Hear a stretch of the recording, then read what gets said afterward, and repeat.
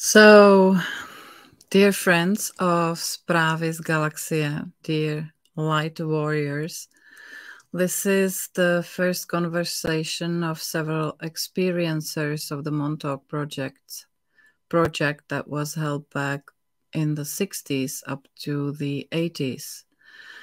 And this discussion appears to be very important, not only for the participants of the event that took place in August 2023, being organized by James Ring, Brian Sang, Arkham Ra, Alandra Markman, and the others, but also for the whole English-speaking and our Czechoslovakian and rather Slavonic community that we formed around my channel named Zpráv, Galaxie, which is translated as the news from the galaxy. So before I play the recording from the discussion for you that we had on 20th August 2023, after we all returned back to our homes from the Montauk trip, I would like to say a few words about this channel and community that follows my videos.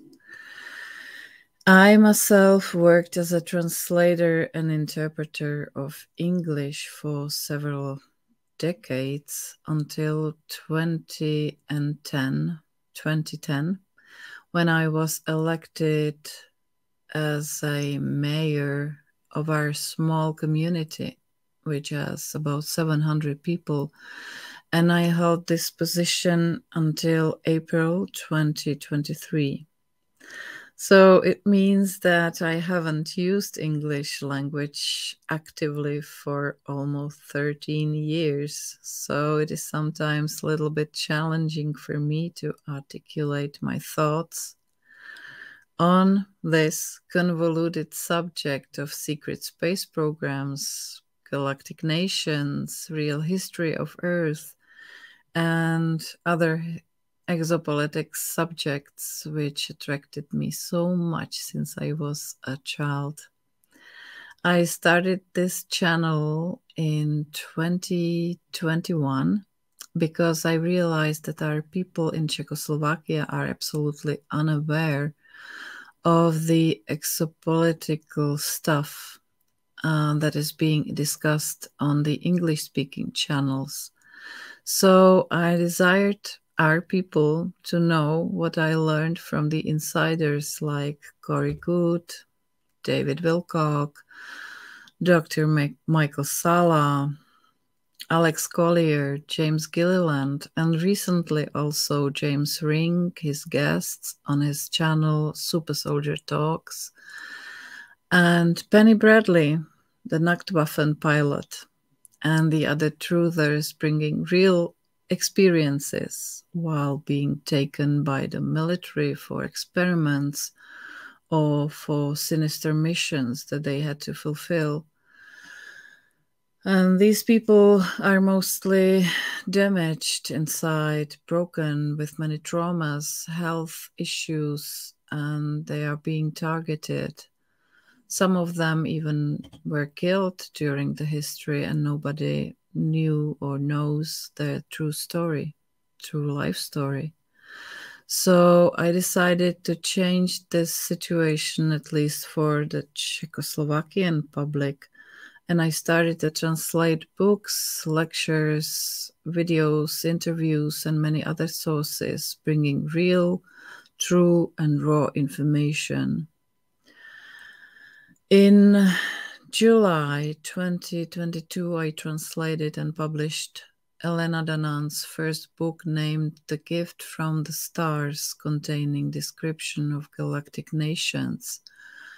Since I began making my videos on real, or at least more real, history of our galaxy, history of humanity coming from the stars, history of the ancient civilizations, takeover of the planet by the parasitic alien species, and real outcomes of our recent history, like the Second World War, there was a tsunami, really tsunami of letters and messages and phone calls from people who identify themselves as the starseeds, or the first two waves of volunteers, light warriors coming from the future, coming to Earth, helping humanity to pass through the window of opportunity that we are now in. And since I learned about James Ring's intention to organize a common adventure trip to Montauk, Long Island, New York, I knew immediately that I must be there. I still do not have my memory recovered. I do not exactly know why I am so much attached and attracted to the subject of the secret space programs, secret space and military programs. But I know that I shall take an active part in this real disclosure movement and in bringing various people together, making language bridge, allowing them to understand each other, and create a great human family across the nations, because we are a galactic human family. And here is the first discussion of the participants of the Montauk Trip 2023, the historical event. And you will see what we have started together and how big and strong this family of super soldier and light warriors is becoming. So this is the first but not last video, and we agreed upon continuing these discussions for both the English-speaking and Czechoslovakian audience. So I am happy to be with you here. I'm sending you love and light. Enjoy this video, and I'm sending my best wishes to my super soldier friends and Montauk Project survivors and all other people and viewers that have been traumatized by whatever reason during the journey through life. My name is Andrea, and this is Zprávy Galaxie channel, the news from the galaxy. See you later, guys. Bye. Easily. And then the other thing is because I understand, I'm here in northern Nevada speaking to you in Czechoslovakia. Do I have to slow down my speech or change our format at all for our audience? I think you were one of the most understandable person, because you speak very clearly, very slowly. So you are fine. I'm fine. I understand everything you say. Great. Okay. Wonderful. I'm happy to give the audience a whole, just kind of the rundown about the Montauk Project a bit in an overview, if you like, because I find it sometimes helpful, because there's a lot of misinformation and the lack of information out there in the airwaves and internets, if you will. Exactly. And I'm quite happy that so many people in Czechoslovakia are interested in this project in particular, because I consider it very important for today, because it has, reflections for what's happening right now. And in our country, we are Slavonic people, and we found out that Slavonic people are very uneasy to be programmed, and that's why probably they were targeted so much during World War II, during all the stuff that was going on in Central Europe. So maybe we will be the ones connected with United States to hold a beacon and just shine, yes, because you are on the other half of the globe, and we are here, and we are starting the awakening and the ascension process right here in Czech Republic, and it seems that it's even most progressive in our country in comparison of other countries. And we have so many people being so involved and being online and being on the same frequency and knowing everything what's going on. And you know, we are trying to have guests and interview guests that are engaged in, let's say, the civilizations that came from stars that inhabited the planet in the beginning, and it's all connected up. The whole history, you know, makes the whole, you know, unit. Right, right. We're Earth and our humanity and our ascension with Mother Earth at the time. Apparently, Earth is the greatest show in the universe right now, and that's part of the story. Exactly. No, and Montauk and Philadelphia experiment just made so many changes in the timelines and made so important, you know, views of people regarding how the physics works. So I think it's very important for people to somehow give them this information, and also what's going on with people, that they are taken from their homes, that they are experimented on, that everything is still going on, because, for example, some insiders say it's all over, everything has been cleaned up, you know, and from these people we learned that it's ongoing process. And what I saw, James Ring, for example, he changed over time. He's a absolutely different person from what I see. So the DNA that they were injected just makes changes in their personality, in their physical appearance, and they are without any help. The army, the military just took them, done things on them, and right now they have nowhere to turn to. And Andrea, you know, not just maybe physical and behavioral changes, but as someone I understand who might have the ability to see psychically or parasensitively, you're probably noting even more etheric and astral and other changes that someone like me, I consider myself shielded, but also blinded at the same time. So you might be noting other differences in him, and other people are still being taken to this day by the programs, as it were, because they're so valuable. So much training has been put into these people. And when you look at, you know, the Montauk Project, you know, I like to use the Netflix show, I think it was, or Stranger Things. Originally, it was going to be called the Montauk Project. So it's not like there's any mystery here. Okay. And the reason why it's based on that is because what happened was in 1943, the U.S. military was taking, or they're experimenting with, so-called Tesla technology. Is more from your region of the world, right? Nikola Tesla. Yes. And he, with that technology, they took the USS Eldridge, a destroyer class cruiser or destroyer class ship, rather, in the U.S. Navy fleet. And they wanted to do radar invisibility experiments. That's how it first came about. Yeah. And so they took a Tesla generator and put it on each end of the ship.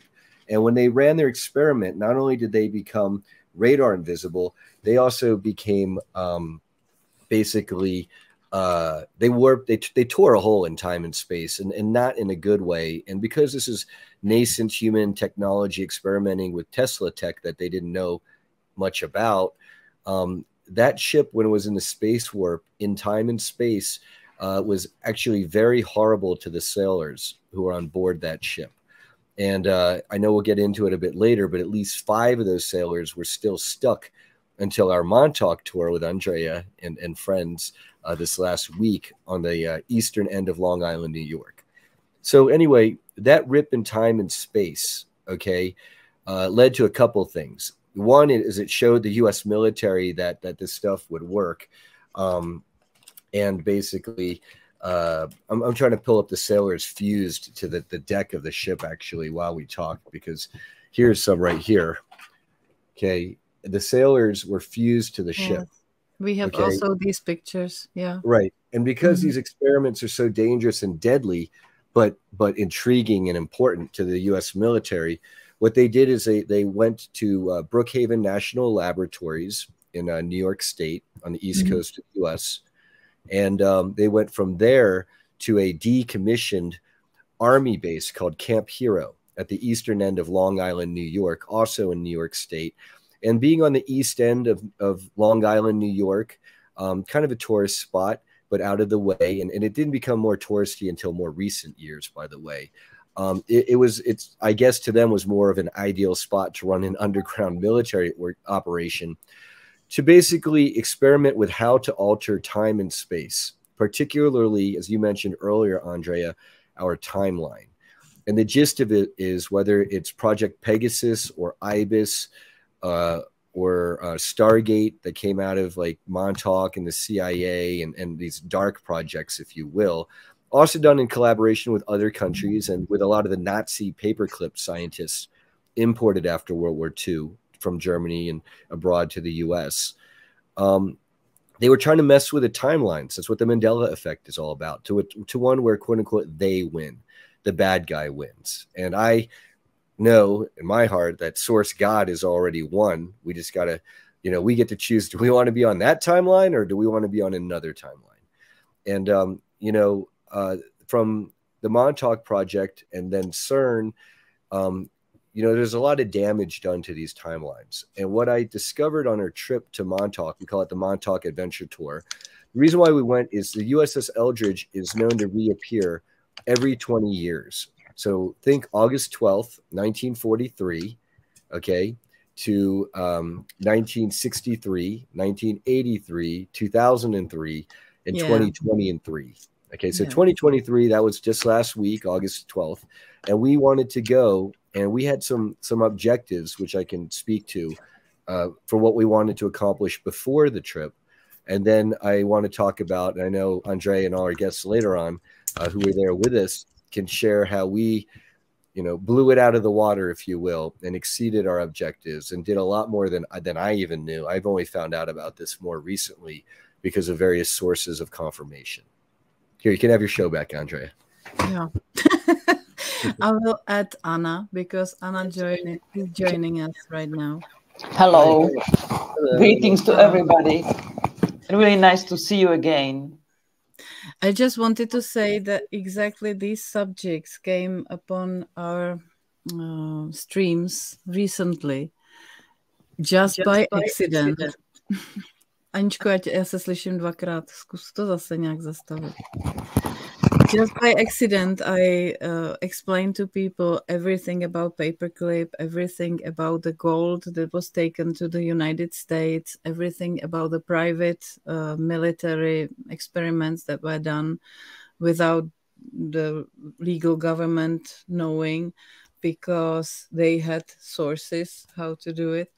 So it was a good luck that we learned about it in advance, and suddenly this activity or this event appeared and we just were participating, and it was absolutely gorgeous to be with people who were experiencers, with people who had psionic abilities, and it was absolutely undescribable for us. And Anna also had great experiences, and we would like to know, me personally, what happened during our stay from your points of view, or just continue your explanations, because it's very important to see it from the other perspective, and you probably are a person with higher psionic in view in things.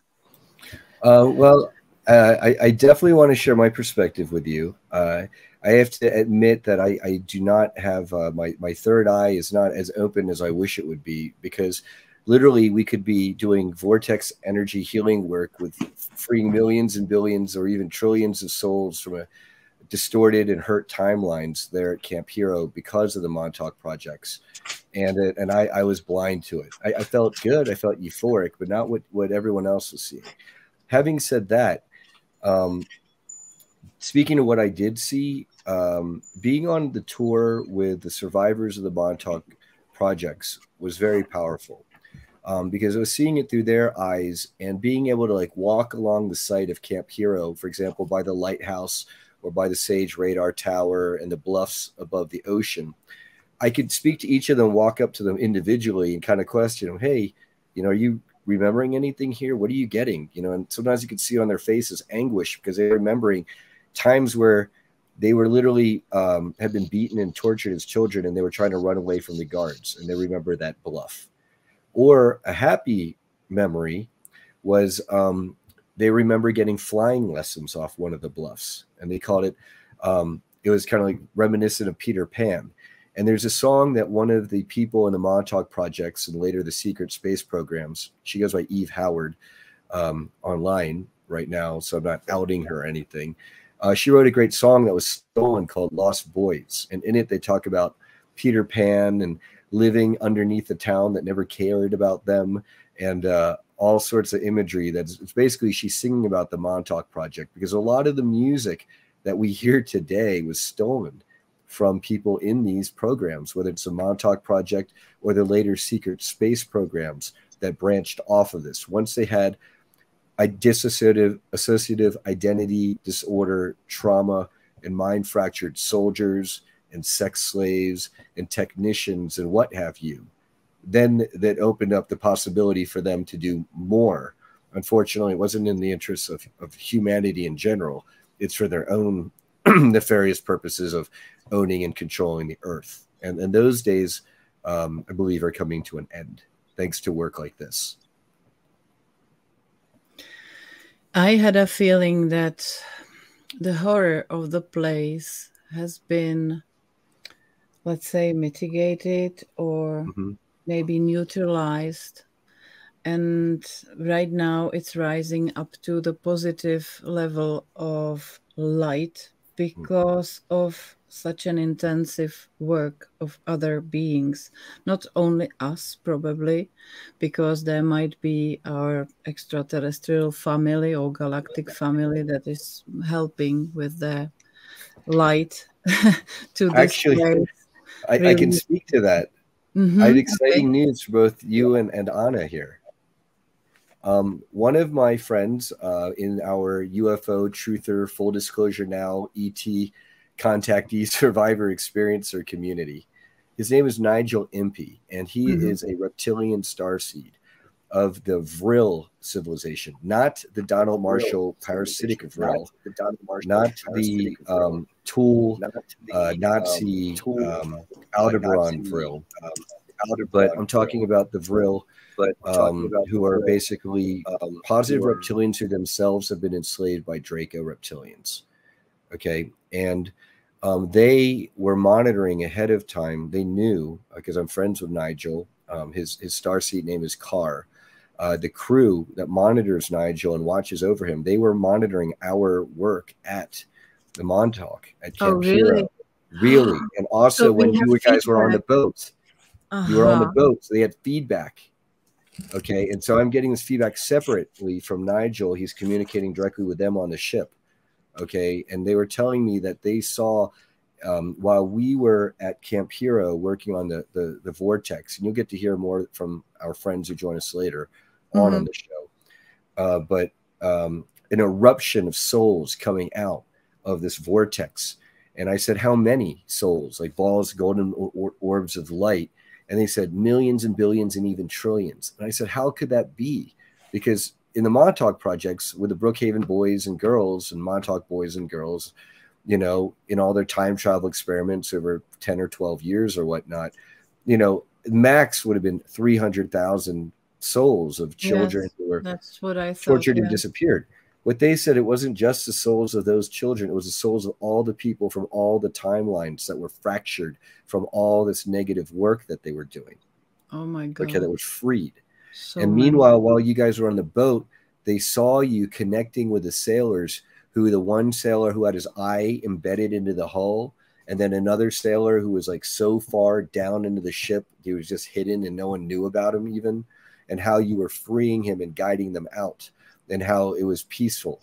So they saw all of that energy work, and they confirmed that out there on the water, you would not have seen the eldritch necessarily. You just see maybe a misty image at best, a shimmer, okay? And then you'd see anomalies on the water and in the waves, and maybe in the sky, which is exactly what you guys saw, as I recall from our debriefing. Yes, we had such an impressive patterns going on in the skies, and suddenly we saw just extraterrestrial ship even in the skies, just turning around with all the windows and all the light through, going light through. So it was really, really great experience for us, and we were trying very hard just to search for the souls and help them, and to just integrate with their bodies and integrate pieces of their souls to be one unit and to go for the karmic cycle again. Right, right. Because my understanding is, because when the sailors were in that time warp and their bodies physically were in so much pain that their astral or etheric selves disassociated. And even though their bodies were physically dead and their souls or whatnot were disassociated, they were trapped. They couldn't move on. And so I think I'd love Anna to speak to that, because I know she had some view on that. In the meantime, if you like, I can always try to invite Nigel onto the show, although it might be evening over there. But I know that he and his crew on the Vril, you mentioned seeing a UFO. You might have seen their craft, and apparently it's a very large ship. So it would have been on the larger side if you did see something up there in the sky. I'm trying to find a picture what we saw in the skies. Okay, bring Nigel if he can come. It would be great. So this is what I wanted to see, just a perspective from the other side, because I felt just presence of these galactics. I'm rather connected more to them than to the experiencers. What I discovered, most of these experiencers just hate themselves for what they've done to humanity, because they were forced to, they were programmed, they were DNA injected, you know, and they have great troubles with dealing with their own inner self, you know, because they have to heal, yes, and live with it, that they made something very, very bad to. They wanted to find a way how to heal themselves. I'm just quiet because I just want to hear what is going to say Brian. I'm absolutely, you know, honored that you came, Brian. Thank you again a lot. And it's just amazing, and that we can do this connection, that we can give this information to our people, because our people in our country, they are really aware and they know what's going on. And it's just the best way for us to come all together and to get out from this situation, because it's just, you know, I think now is the time, and we have a big chances, because there are so many people who are awake, and I believe that we can do that now, because I believe it was done already before, not on this level, but they try to do a lot, but now it's possible to do that. What do you think? Absolutely, because the energetic we were doing, energetic work that we were doing, both there on the water with you all on the boat, thanks to Bob Estes and Gary Fretz chartering that. Shout out to them. And the work that we were doing there at Camp Hero on that energy vortex and healing it, it's more important than I realized. This was something that apparently Angel's song, it's a moniker she goes by to protect her identity right now. And James Rink, the work that they planned for us to do and that we did was very important. And the day before, in that clearing, some of our friends in preparation, at least at the barracks by the vortex there at Camp Hero, they got a communications from you know, the Sasquatch people and the fairy people and the gnomes who are in that area, because that is a very magical place, by the way, Montauk. That was land stolen from the Montauk Indian tribes. It was very, very sacred land. It's very beautiful. There's a lot of underground granite and crystal formations there, apparently, and then high magnetic anomaly just to the north of the area. And apparently all of this makes Montauk even better for them to run the experiments that they did using something called a Montauk chair. And then that's alien technology that literally magnified the psychic powers of the children.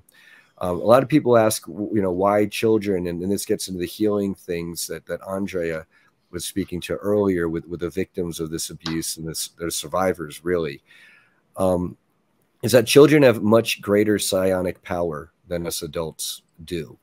And then when you add the trauma and the abuse to them in their innocent, vulnerable stage, I hate to say it's a very Luciferian thing to do, is to exploit children to then open up gates and tunnels and experiment so they could to mess up the time stream for their benefit. And so apparently we reversed a lot of that damage by freeing those souls and also releasing a lot of the pain from the land in that vortex. And that was what the fairy people and the Sasquatch, because the Sasquatch, for all your listeners out there, they're actually what we call Star Nations people, meaning they are a level 1 civilization. They've achieved the ability to feed and clothe and love and care for everyone in their civilization, whatever planet they're on. And humanity obviously hasn't yet achieved that. I'm not going to blame humanity. We're under at least 26,000 years of Luciferian Babylonian money magic rule. Okay, so I'm not going to be too hard on us. But having said that, the Sasquatch people, they're Star Nations, and that's why they can appear and disappear at times. They're interdimensional. By vibrating on a higher frequency at 4th dimensional consciousness vibration and above, they can appear invisible to those of us who are at lower frequencies. Kind of like when you watch the blades of a fan go by, they're too slow, right? But when you speed up, you can see the, right. So Sasquatch people, they're there, and not just because of the Montauk Indians and that legacy of the beautiful nature of the land, but because they're also subject to seeing how terrible the time rips and the tortured souls being tied to the land is. And they felt real sorrow. And in their messages to us via Chastity in particular, Chastity Campbell is very powerful. You mentioned powerful psychics, by the way, earlier. They gave her a message of love and support, saying they knew what work we were doing and how important it was, and that they would be there to support us. And so the next day, when we were doing that energy work, we had people lying on a tarp. We're literally on this X marks the spot where this vortex is supposed to be, on ley lines, okay, right in the middle of these barracks where these children were kept and tortured, okay, and over this underground military base, probably not far from wherever the Montauk chair was, because we weren't far from the Sage radar tower. That's the iconic thing that most people see when they think Montauk Project. And with that healing, while we were in the middle of, on top of the vortex with many of a group of the survivors, we were then surrounded by people who were there to support the survivors. And then around us, there were apparently Sasquatch and fairies and gnomes and earth elementals and wood elementals and water and air elementals and things like that. And as they were, Mike, Bigfoot, Long Island Bigfoot, Mike, he was afraid to step into onto the grass and into the circle where the tarp was. And it's hilarious to me because I'm psychically not sensitive. Yeah, I can, apparently there's this huge energy vortex there and everyone can see it and they respect it. They're literally speaking in tongues, in ancient languages. Like Arkeem is saying, holy shit, I understand what Angel or Chastity was saying in tongues, okay? And I'm like, and he said he was seeing lights and things like that in orbs, and I can't see it. And other people are seeing things, and he was drawn into that circle. And what they saw, what other people saw, was literally an eruption, not just one or two orbs. Like when you saved the sailors, to guide them out from the Eldritch, you saw their orbs of light. They said this is like take 5 volcano eruptions of orbs of souls just spewing out of the ground from all the harmed timelines. And this actually goes back to me being involved in the Montauk Project. Because I just found this out, which blows my mind. Okay. I've always wondered how I have such an affinity to people in the projects and sci-fi. That's what I'm wondering too. Yes. Okay. And the way is that basically I was seen in future positive timelines, in particular by Arkeem when he was being sent to the future and in the past. And he recalls seeing at least 7 timelines that were positive, where there were worldwide televised tribunals of, everyone's put on trial.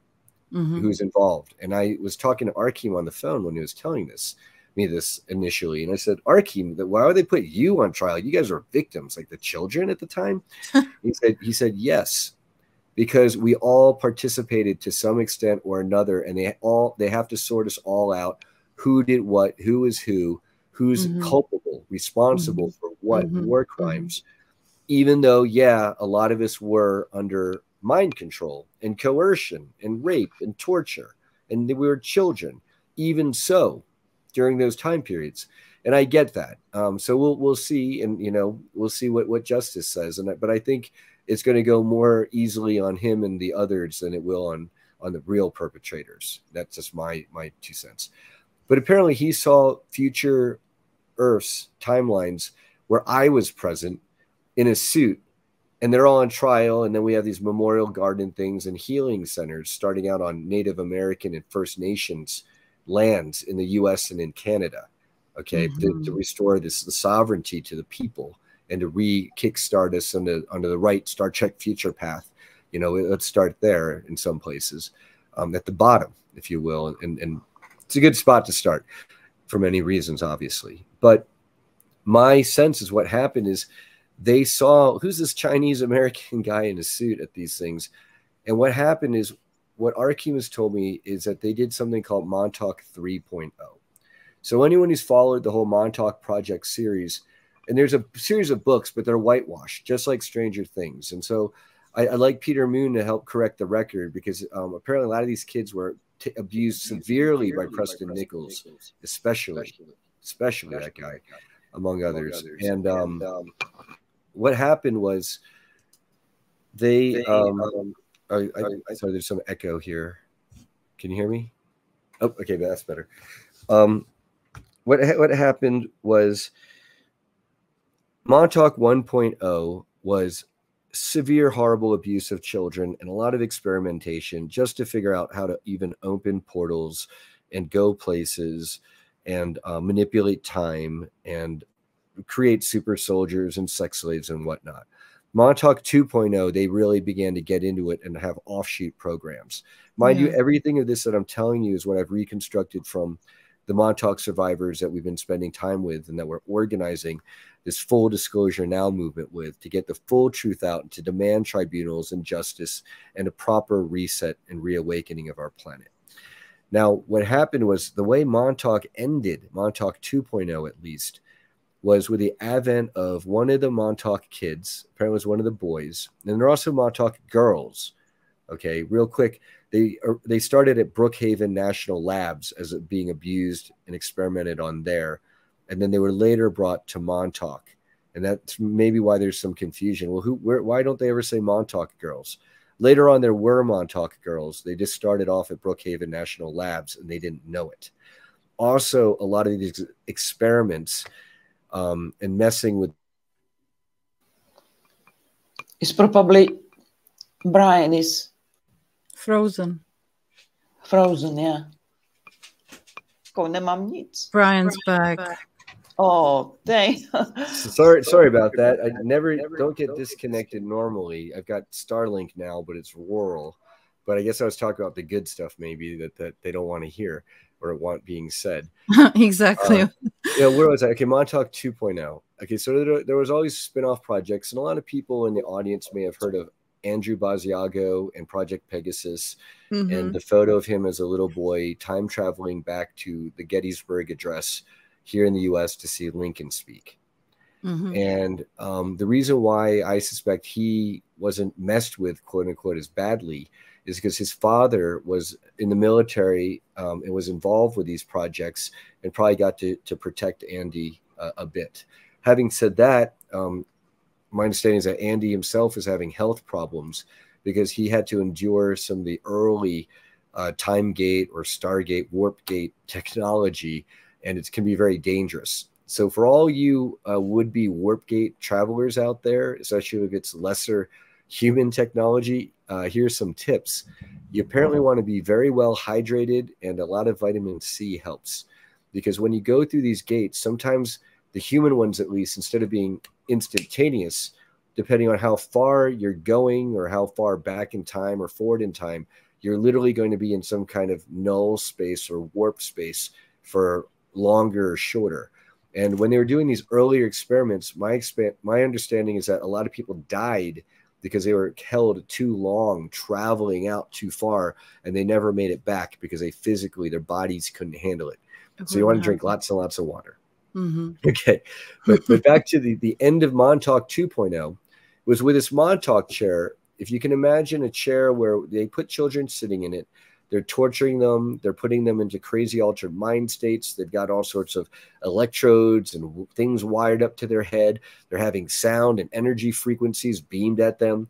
They're having literally other children are being tortured or being brought to sexual climax to give them a psychic loosh energy to maintain a portal. Apparently, if they weren't able to keep the portal open long enough, that's how a lot of these victims were lost in time and space and never made it back. Now, at the end, what happened was, you get these kids, they're being tortured. They're being sent in time and space to hurt people, to say sabotage a Leonardo da Vinci who is going to bring us a Star Trek future. That's one of their missions that Arkeem can talk about under Project Phoenix, I believe. Arkeem Ra Wood, okay? And, so imagine you're a kid and maybe they communicated psychically with his other kids, but you can bring in anything into existence you want with this magical chair, the Montauk chair. You can bring gold, guns, doorways anywhere, a UFO. Well, he said, if I can bring anything into existence, why don't I summon a giant monster Sasquatch Bigfoot thing that's going to protect the kids, okay? But it's going to harness the rage and hurt to us victims and basically take it out on our captors, the tormentors. And literally this is shown in Montauk Chronicles and other recreations of the events, the testimonies of the survivors. And again, a lot of these testimonies were whitewashed and left a lot out, okay?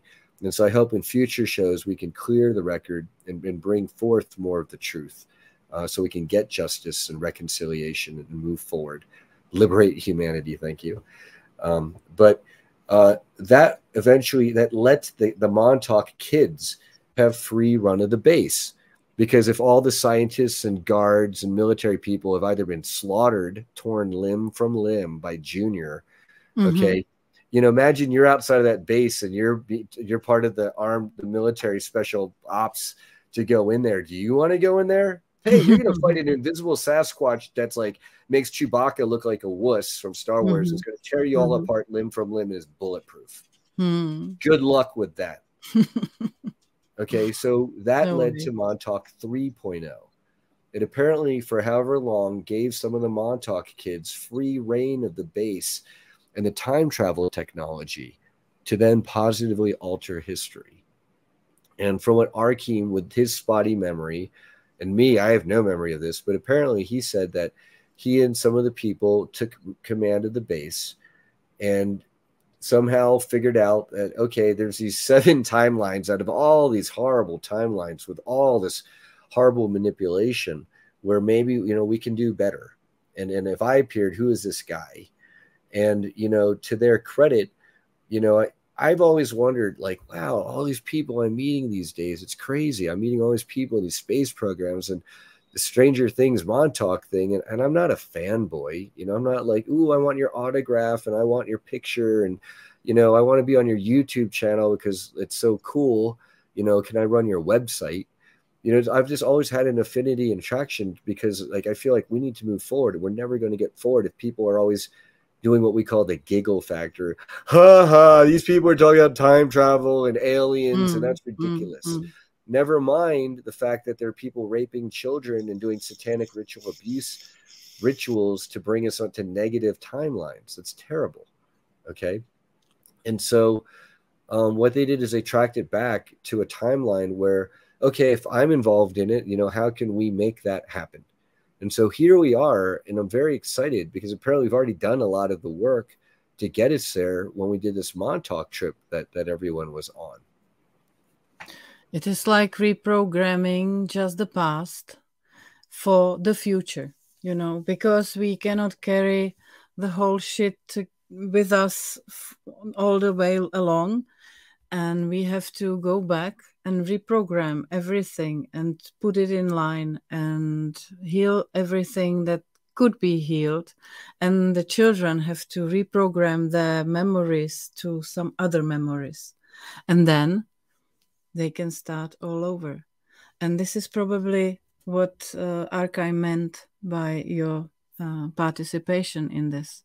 I couldn't find my role in it because I'm attracted to this place so much. On the other hand, I felt the horror, you know, the extreme deep sorrow and emptiness because people are torn apart. They don't have heart. They are just broken into pieces. And the place had to carry everything on, all the trees. That's why I was thanking to the trees that you were witnessing. You trees were witnessing all the stuff, and you still are alive. You still grow and spread light along. And the whole place needs to be cleaned up. And this is what's going on. And all the children are now finding the solid ground under their feet. And I think James Ring and the others that were broken so much in this place are now freed from the bad memories. I guess so, because even James said, I don't feel the horror anymore, or something like that. He was not so broken anymore on that place. What do you think? Another Montauk survivor who wasn't there that I've since been in touch with, apparently he has a psychic or astral altar, a fragment of him that was split off during these projects. And I know it's a lot for people to wrap their minds around. But during these projects and programs, what they'll apparently do is not only kidnap you for what they call the 20 and back programs that Tony Rodriguez talks about, and many others. Very good. And exactly. Right. Yeah. All of them. They create these, they'll create a clone of you, a clone body, and then they'll split off an altar of you, which now contains a soul fragment. And apparently they can't do it too much because it becomes so diluted that there's not enough soul essence to maintain the clone. Okay. It's only one purpose soul. Mm-hmm. Right. But there are times where during these missions where they split off a clone with a soul fragment in it that's now autonomous for all intents and purposes with this MK Ultra programming. When that clone body with that soul fragment goes off on whatever mission and dies in time and space, or gets blown up or whatnot, or dies of shock and trauma, sometimes the soul fragments don't necessarily reintegrate to these victims. And that's part of the trauma. Other of them, they might have a clone body that's made of another sex. So imagine you're male, and now you've got all these female clones running around with your soul shards. Apparently, it's causing severe gender dysphoria in people. Real madness. Yeah. Yes, it's mad, and I really feel for those people. And so part of me being saved from these programs is what they did is they found a timeline where my father, okay, and this is, you can find him on Wikipedia. Look at my last name, Sang Labs Incorporated. In the 80s and 90s, he pioneered computer chips graphics for IBM PC compatibles. And he kicked ass and did so well that it afforded him the ability to then put me through college and allow me to organize full time for 8 years as a revolutionary organizer. That, you know, and it wasn't, I wouldn't out that organization, and it used to be revolutionary. I believe it's been compromised, but that's a longer story. But anyway, with those skills and now the resources and the ability and this freedom, it helped me to then help coordinate with James and the others to make this trip, the Montauk trip, happen, to reach out to others, the experiencers and survivors. And I thank God if they saved me from the projects, because if I had to go through even a tiny percentage of what they had to go through, I know I'd be a wreck. Yeah, so my heart goes out to them, and I can't feel anything but a duty to, hey, let's be there and organize, and, you know, let's have that Star Trek future. My wife, thanks to this shitty system of, you know, if you will, whatever it is, it's the cabal, Luciferian system under, call it capitalism or communism under the cabal system. It doesn't matter. It's the cabal system. Yeah. Okay. She's got health issues, that I would love to be resolved with a med bed in the flick of a switch. I know lots of people would love that. And so here we are building that reality, dancing it and working and making it into reality. You helped a lot to James to organize this trip, and I was so happy for that you just allowed yourself to be such a great part of it. And my question is, how do you think it will continue when there is the Nachtwaffen, there is Solar Warden, and all these military industrial complexes that trade humans off-world? Such a good question. Such a great question. Even though good guys, that Solar Warden was told to be the good guys for us, do these things. Because I just streamed an interview with Steve Strom, and he said he worked for Nachtwaffen, he worked for Solar Warden, and he transported humans to other civilizations that ate humans. They were just food for them. He just was present to this act, So I cannot understand how this will continue and how this can be sorted out. I would love to speak humanity. To that as slightly more than an armchair analysis. I consider my best to the civilians of. Can I bring Colin in? He's calling. Yes. Okay. Please do. Hi, Colin. Hey, Colin. Hey, brother. Hey guys. Hey, Brad. Hi, Anna. Hi, Andrea. Can you guys hear me? Loud and clear. Everything's perfect. Loud and clear. Yes. Okay. So, Brian, I got a new headset. Okay. Perfect. So basically, Colin, Andrea is asking me for my current analysis on the state of affairs regarding exopolitics and everything from the Dark Fleet, Nachtwaffen, to Solar Warden, and these Space Force I would lump in there, and these other space programs. Given that they're not all that we've been told or what's been disclosed. Where within Solar Warden, it's not just, they're here to protect humanity. Well, they're here to protect humanity because humanity and Earth is under ownership, quote unquote, of draconian forces still. And I believe we're in the middle of being liberated. What I think is happening, Andrea, is that we're seeing a schism within all of these programs where there are the people there in them who are okay with business as usual and the rapey, torture, human trafficking, eating people stuff. And the people who are no longer cool with it because they're breaking from their programming, because they know there's a better way. I understand even within the Draco, Alpha Draco Orion Empire, there are apparently schisms between those who are very pro black goo, which is tied to a nefarious AI that's just taking them over, okay? But they think it's making them more powerful, and they literally worship it as a god. Yeah. And then there are others within the Draco Reptilian, empire who think this is not a good thing. They do not like the black goo, no sirree. And I think that as these schisms that happen, and as you see humanity vibrate on a higher frequency, and we liberate ourselves, and our DNA is unlocked to the 22 starseed DNA galactic royal lineage that we apparently all are. And as the muggles, if you will, wake up and we get past this vibrational threshold, that now apparently it'll go from a treaty that ended around 2019 where Star Nations peoples like Sasquatch and the Ponti and these all the UFOs, they can now be seen. That was as of 2019 is what I've been told. Okay. And now, but yet still, even though they can be seen, they're not physically intervening in anything. Nigel's people, the Positive Vril with their starships locally, they've told me that they would love to intervene tomorrow in the Russian-Ukrainian conflict, not because they're siding with Russia or Ukraine. Okay, and you're in Czechoslovakia, so this is a near and dear thing to you guys, right?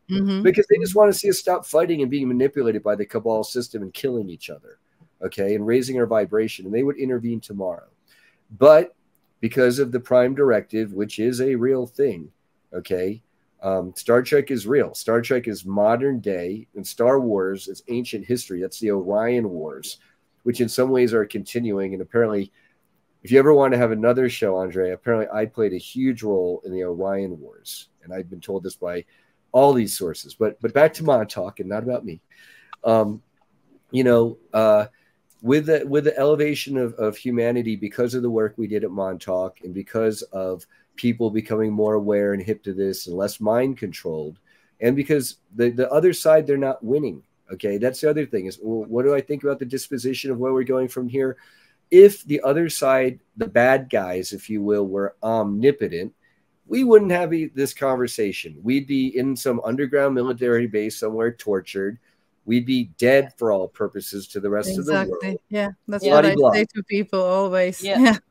Right. But instead, it's like, you know, the martyrdom of the Phil Schneiders of the world and all the female ufologists who disappeared and whatnot, that I know have been admitted. Joseph, I forget the men in black who went on the record, he admitted to strangling a female UFO person. Yeah, those sacrifices weren't in vain. I like to think of those as the Dolores Cannon first wave people, if you will. And then we're more the second wave. We're taking a little less arrows. We're seeing a little bit, or a lot more now, finally, forward motion in terms of freeing humanity and having humane space programs. Okay.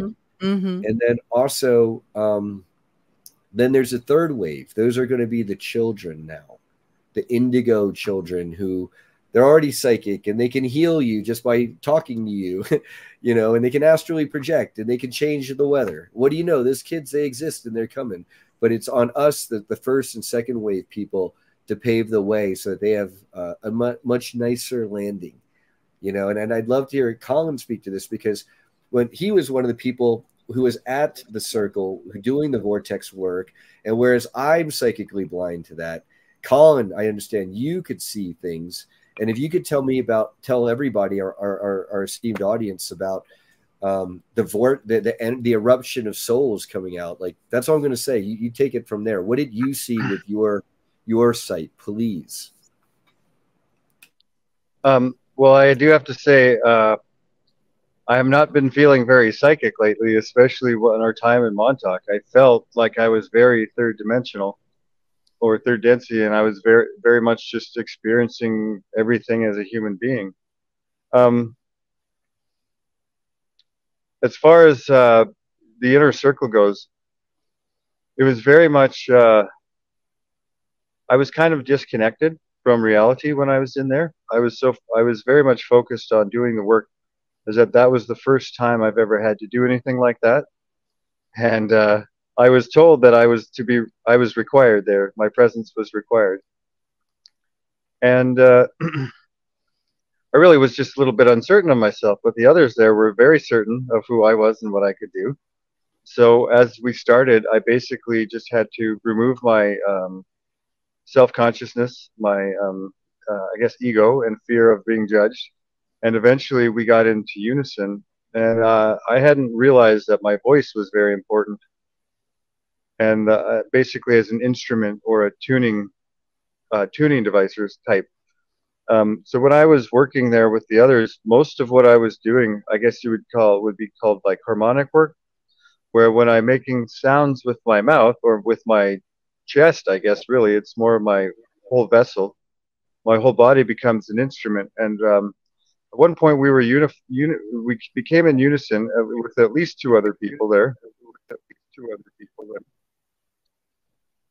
And when we did, it not just it amplified, but not in a compounding way. It was like compounded times 10 or 100, I guess. I don't know what. It didn't just double.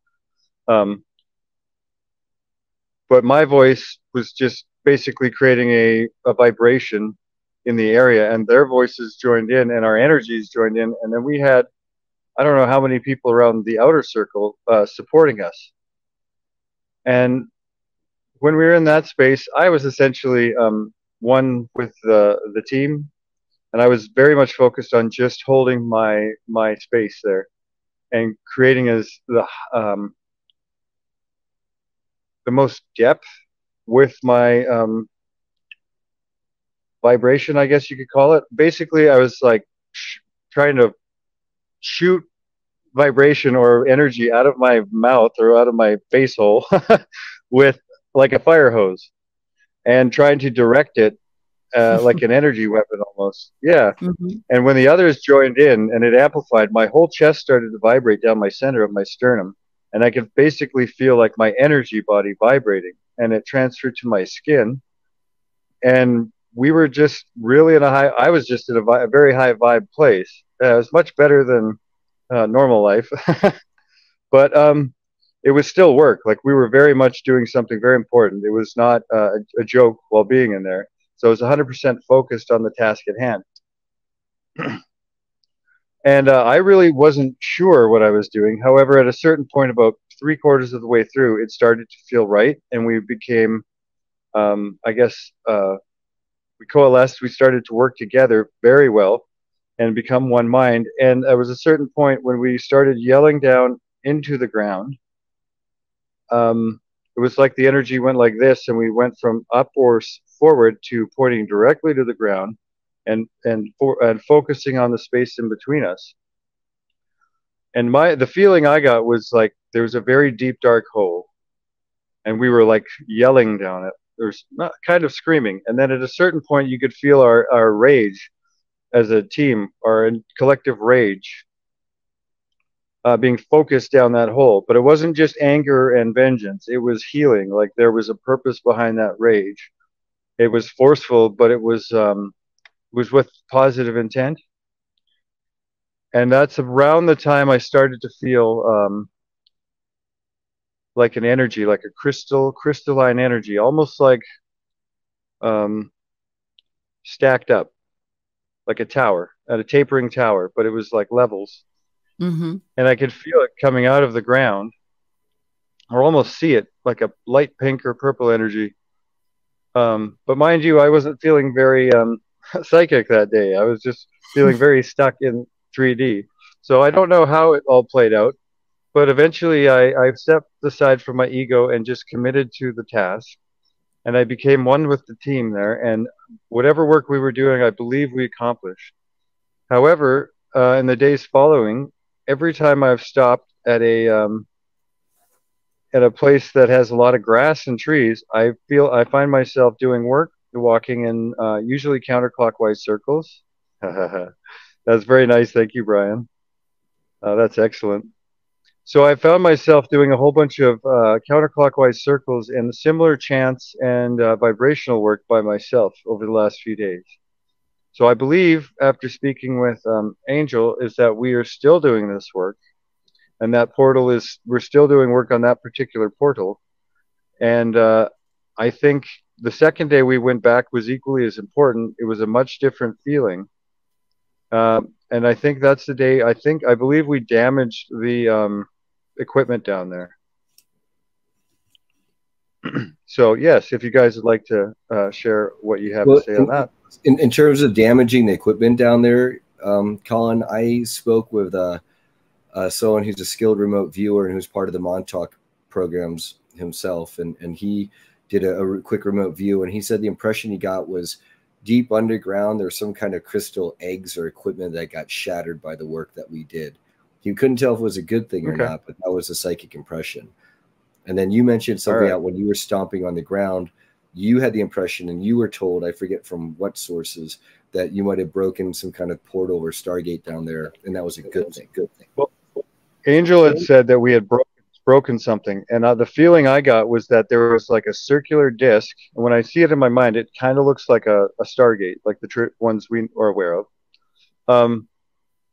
But it's like a coin standing on edge, and I feel like we maybe broke a corner on a round thing, but we broke a corner off this this circle, this disc, and I feel like the disc is no longer standing up, it's laying down. So that's kind of the visual I have in my mind. As far as the eggs go, I don't know, but I believe the work we were doing had pure intention, and we were not just going smashing things. We were actually quite focused on exactly what we're doing. So if we destroyed these crystalline eggs, I also would hope that it was a good thing, but there's always the possibility that we could have just been damaging everything down there. Well, I want to speak to that. You know, the crystalline egg thing. This is how damaging this project apparently was. Okay, these projects associated with the Montauk project, the time travel programs to quote unquote hurt the timelines and put us onto a negative timeline. Apparently, and I know this is going to sound wild, people, but if you're with us this far, you can handle it. One of the time, Arkeem talks about how later on, after Preston Nichols and Stuart Sverlow and Al Bielek came forward to tell the world at least their version of what happened with the Montauk project.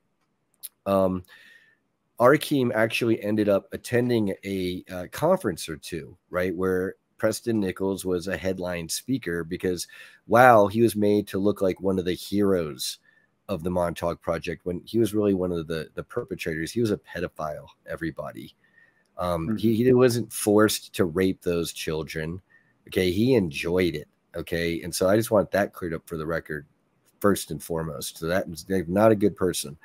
But while they were on their convention circuit and Arkeem was with him, he literally had at least once, if not twice, people point at Preston. Like, you know, if you've ever been to one of these UFO conventions, you got people selling the crystals and, you know, the energy healing and the books and all that. And then you've got the convention room where like the mucky mucks are going to give their presentation and that's what people buy the tickets for.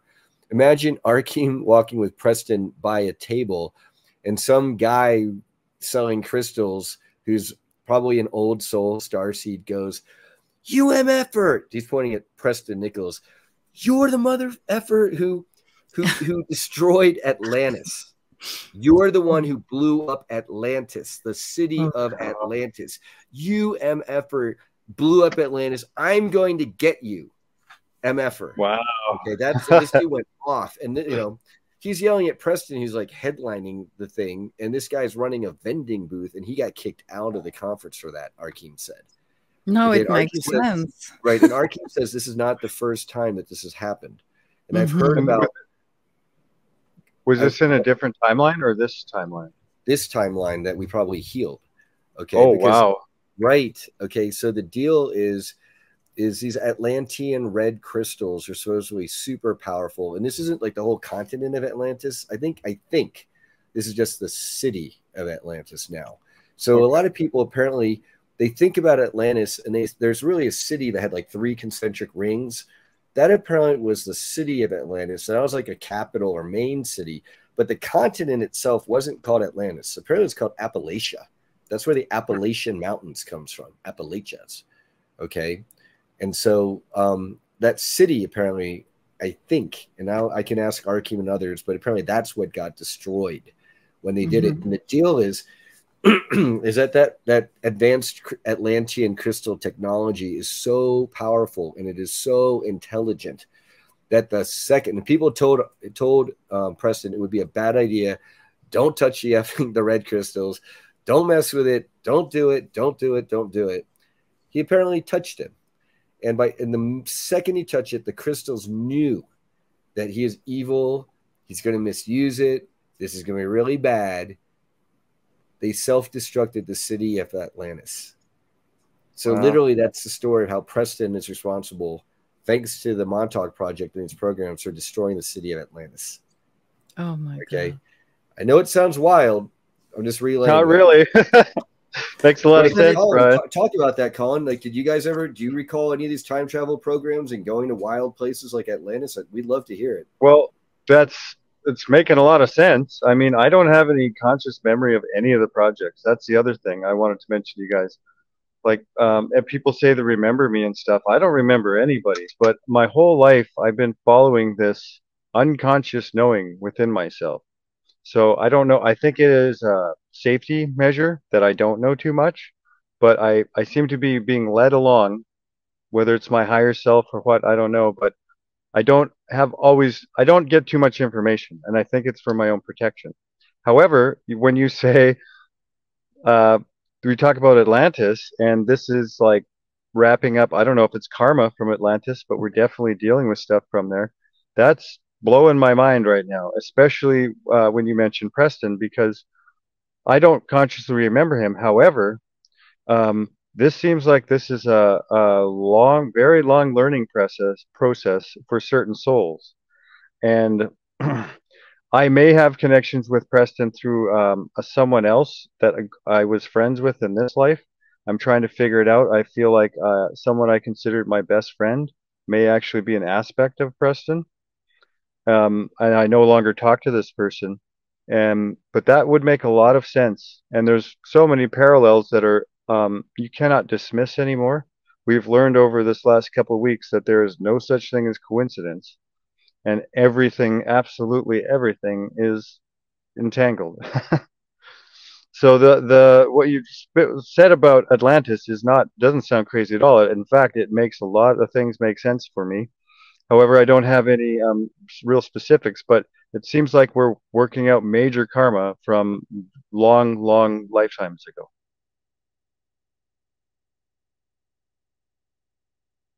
And I think that was the eruption of souls. Oh, Anna, you're still muted. I think that was the eruption of souls that people perceived, including Nigel's people. You know, and if anyone wants to know what his people look like, they look like this. Okay, they're the positive Vril. And one of the reasons why I bring them up is that one of them apparently was a prisoner and a slave to the projects. Okay, because his people, these positive Vril, they're enslaved by the Alpha Draconians. They have not only their own home planets and colonies, but they have their own inner Earth bases. Okay, where they peacefully coexist, you know, with other races, and they want to help us get liberated. Of course, they got the Prime Directive holding their hands back, but as a Star Nations people, they want Earth to be restored. And I'll try to find other graphics of what they look like, because this is a Vril who, as you can see, is in regalia and isn't dressed up nicely.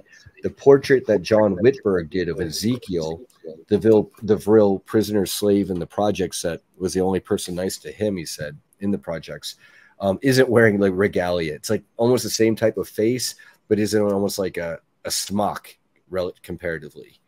Mm-hmm.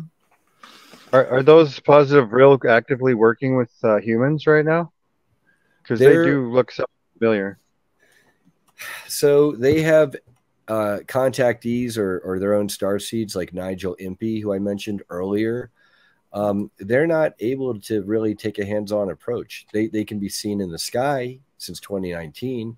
They can communicate with us if we want, and maybe we can ask them questions. But anything that violates the Prime Directive, like they prove 100% that they're flying around in a UFO and they're interacting and shooting the helicopters out of the sky that are microwave beaming Nigel because he's a targeted individual. They cannot do that. And I understand. I understand we're not there yet. However, on the astral, I feel like they are somewhat familiar. So I'll have to do some more research on that, because I definitely feel like I have some reptilian connections as well. And there's positive beings everywhere. Just I often compare the Draco Empire or the Orion groups to sometimes the Corporation of the United States of America. Not the Republic, but the corporation, because there's so much stuff that us as Americans, we get blamed for around the world, but it's not actually us. Oh yeah, and there's a certain part, wow, there's a very large aspect of us. Do you guys see the similarity? Do you see the similarity? Yeah, that's really I feel in my chest a knowing. I don't overwhelming, right, actually. Of course. But Yeah. then I'm gonna bring up two other images while you're speaking, Colin. Go Wow, ahead. he's very powerful. Is that actually Nigel, or is that another No. one? This is a portrait of Ezekiel. Maybe I don't know if it was done by John, but he was the Brill slave in the projects, and he was the only one who was nice to John. And when John did that song, he did a tribute video to graphics to a song called "The Lost Boys," which was stolen by Eve Howard, also part of these secret programs, and he's a survivor.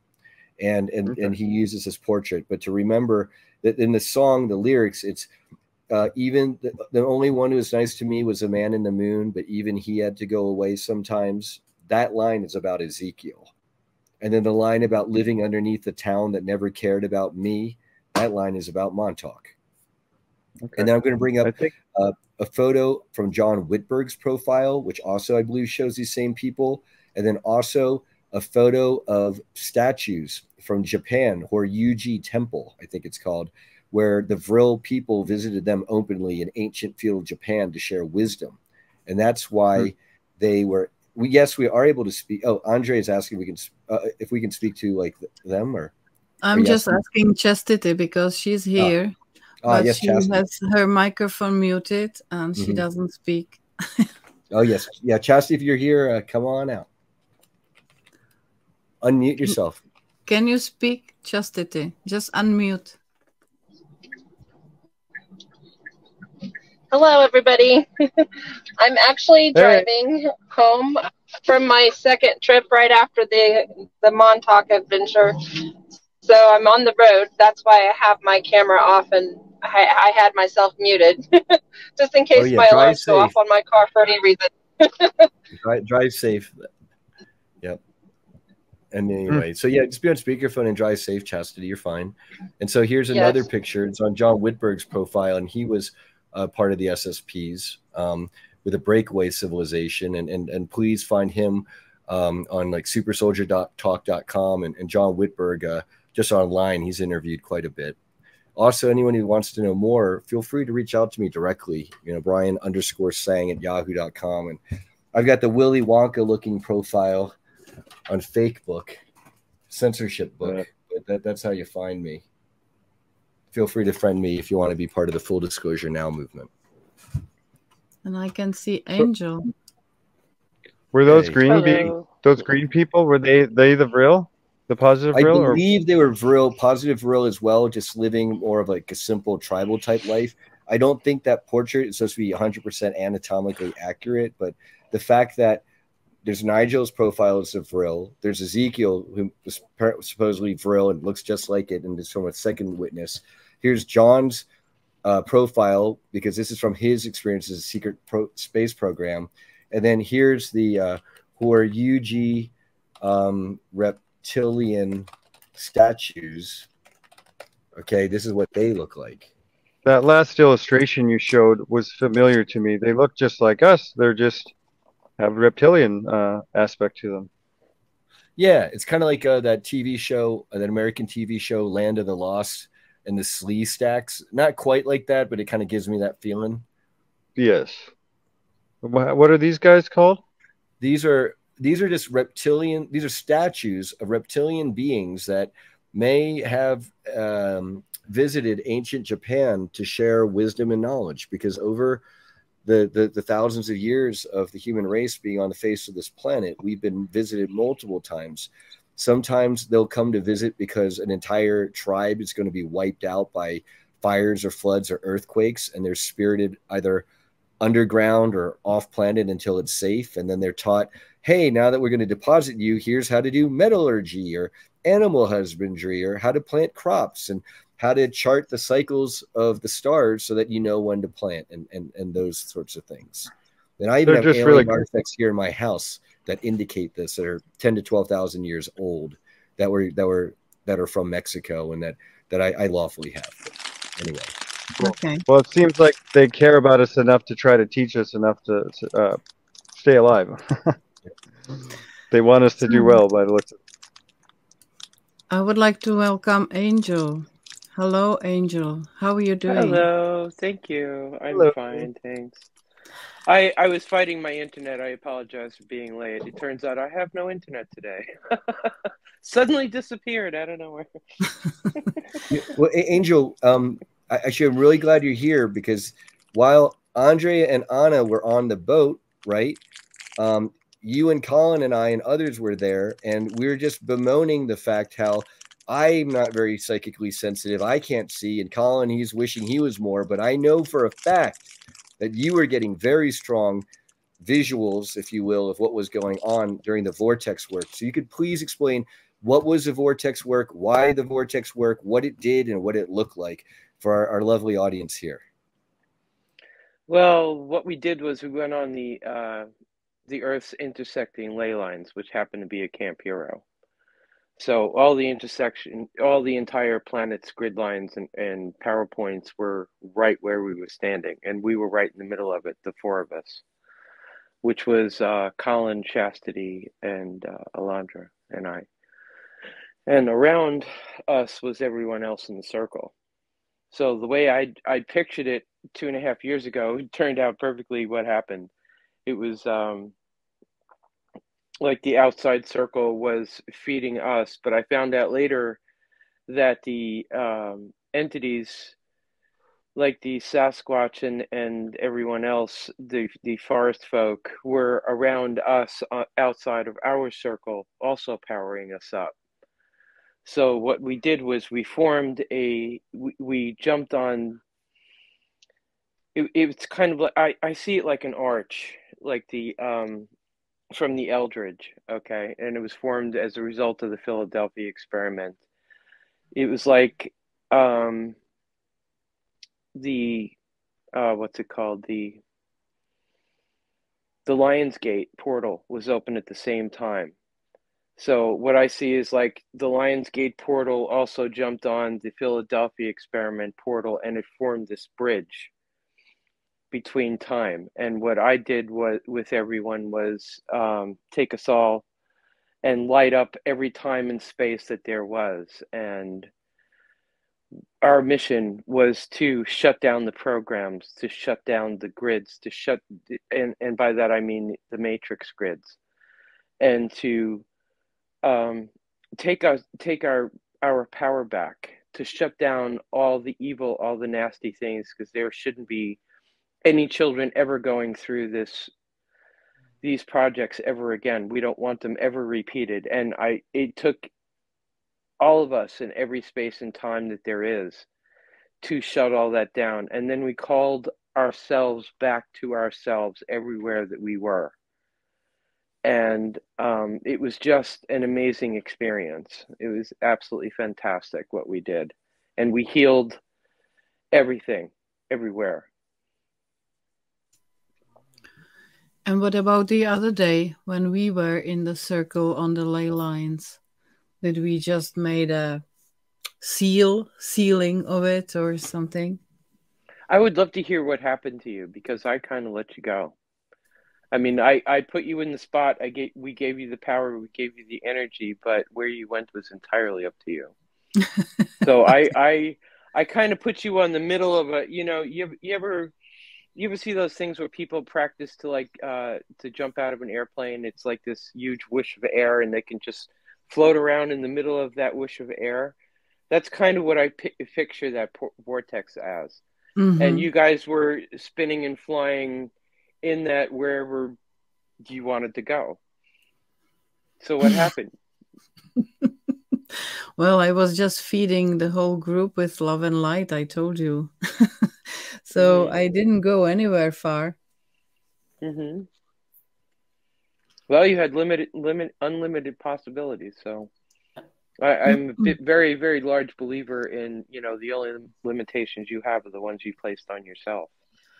So, Angel, I came back home and I was just feeling like if I am flying. It was like, I just thought, okay, what's going to happen? Did you try to do levitation?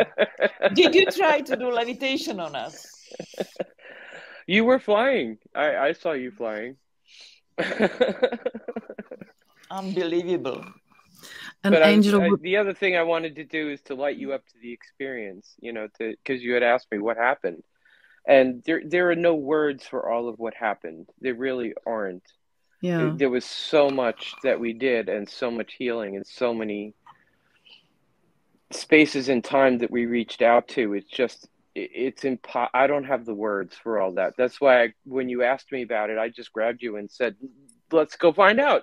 Because the best way for you to find out is if you're in there. You know what I mean? Mm-hmm. So I just said, off you go. Angel, did you see the explosion of golden orbs from the vortex up to the sky that other people have described at all? Because I've heard others describe it. I want to know if you saw it, because I didn't see it. I didn't see it, no. I felt the power and the energy of the release of all the souls, you know, that have been involved in this everywhere. And we did go everywhere. Like I said, every space and time.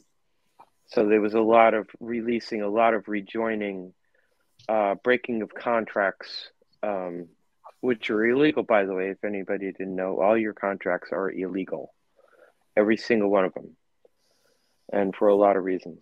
And I knew that probably like 5 years ago and started a write about it into Galactically.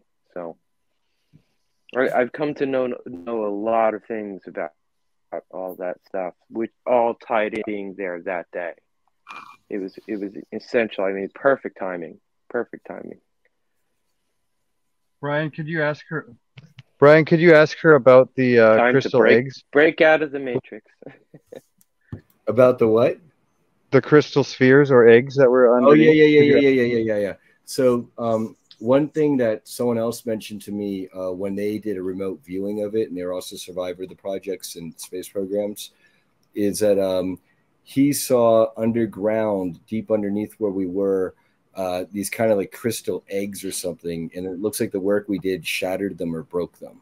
He doesn't know if it was a good or a bad thing, but that was the clearest image that he got from remote viewing it today of our work there last week. When we went small group the day after,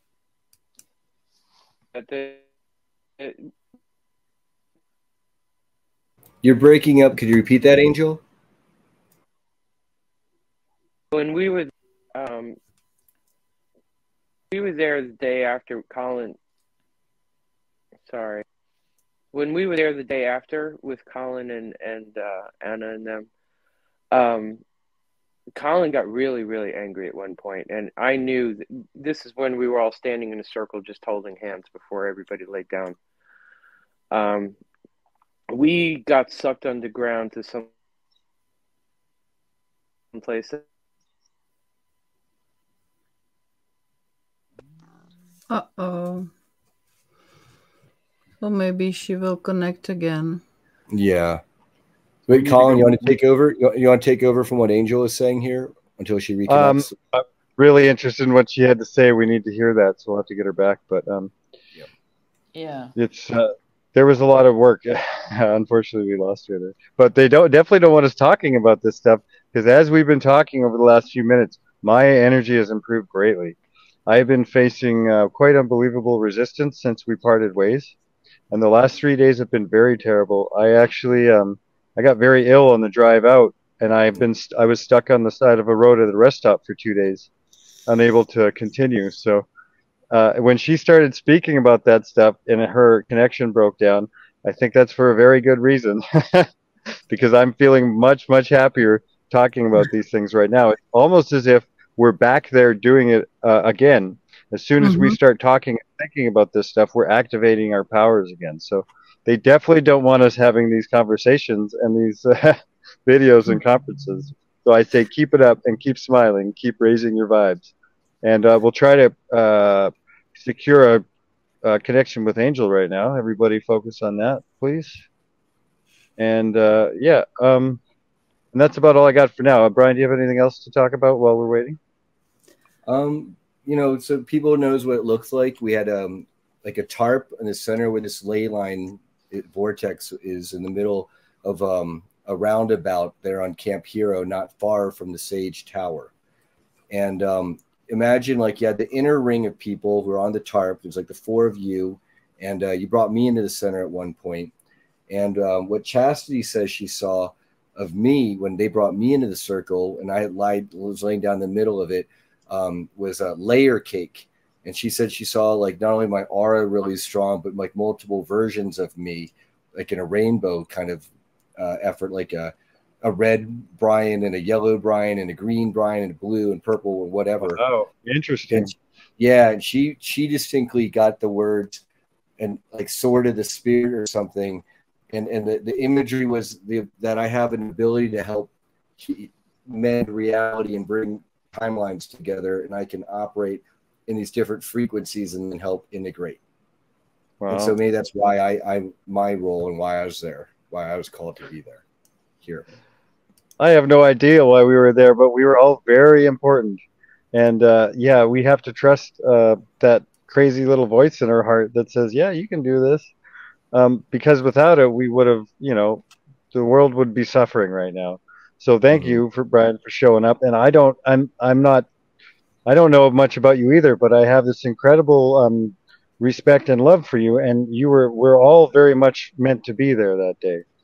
Oh yeah. Well, it turns out, Colin, that you guys, some of you might have time traveled back to help my dad get his company off the ground and be a success, so that I could be here to be part of this organizing and work right now. And it might also spared me from the program. So I'm eternally grateful for that. I was thinking about that. I heard that mentioned last night. And that makes a lot of sense. Because we would have had to come up with new tactics, right? We can't just keep hammering the same way all the time. And I was thinking, you know, we don't need more children like us. We already went through enough. We don't need more people like us. We need people that are spared the trauma, spared the torture, but are still just as motivated. And when I met you, I realized you kept saying that you didn't go through this stuff. And now it makes sense. I'm certain that that's what we did. We would have likely worked with your father. But you're a miracle. Without you, we wouldn't be able to do any of this. So it's everything we did, I think, over through all the timelines and all the missions. What my memory is that I did everything that I could do. Absolutely. And it was just by the skin. This is the skin point. on our teeth. Yeah. This is the point, because please continue. Yeah, we wanted to do that job. We felt and we were connected, and we came there and we accumulated energy, and we wanted to do that. That is the most important point. And it was combination of all those people together which created energy and very positive, you know, field and vibrations. Yeah, I believe this is a very large endeavor by many galactic entities. I don't know what they are, but we're not just human beings doing this work. So yeah, I think we had everybody in not just the galaxy, but I think the universe here. And if not participating, they were definitely observing intently. And you know what is coming to me? Because I think we got a new chance. Because when you take Atlantida, when you take Lemuria, they just destroy it. And I think now we got a chance to come really from dark to light. So we are able to change all this, you know, whatever you name it, you know, shit situation, and to get us to the new level and to get us all to new world. What do you think about that? As you said that, what I got was that this is a gift from the universe, that we get a chance to basically create the future that none of us ever got. Yeah. That so many people were denied. And sorry, I'm starting to cry a little bit. So many people were denied this chance or this opportunity. So many souls from so many places that came here, and they were just tortured. So I believe that this is a gift from the universe, because so many millions, trillions, uncountable number of beings have been wishing and hoping and praying for a second chance, or a new chance at a quality of life, or quality life rather. So yeah, I think it's a gift for sure. It's a gift, yeah. And also I would like to add one more thing. We were just the right mix of all the frequencies and inner energies that should be at the spot. And they bear in mind that we were on sacred land of certain Indian tribe. So we are just returning back the cycle, and we are trying to start it everything all over.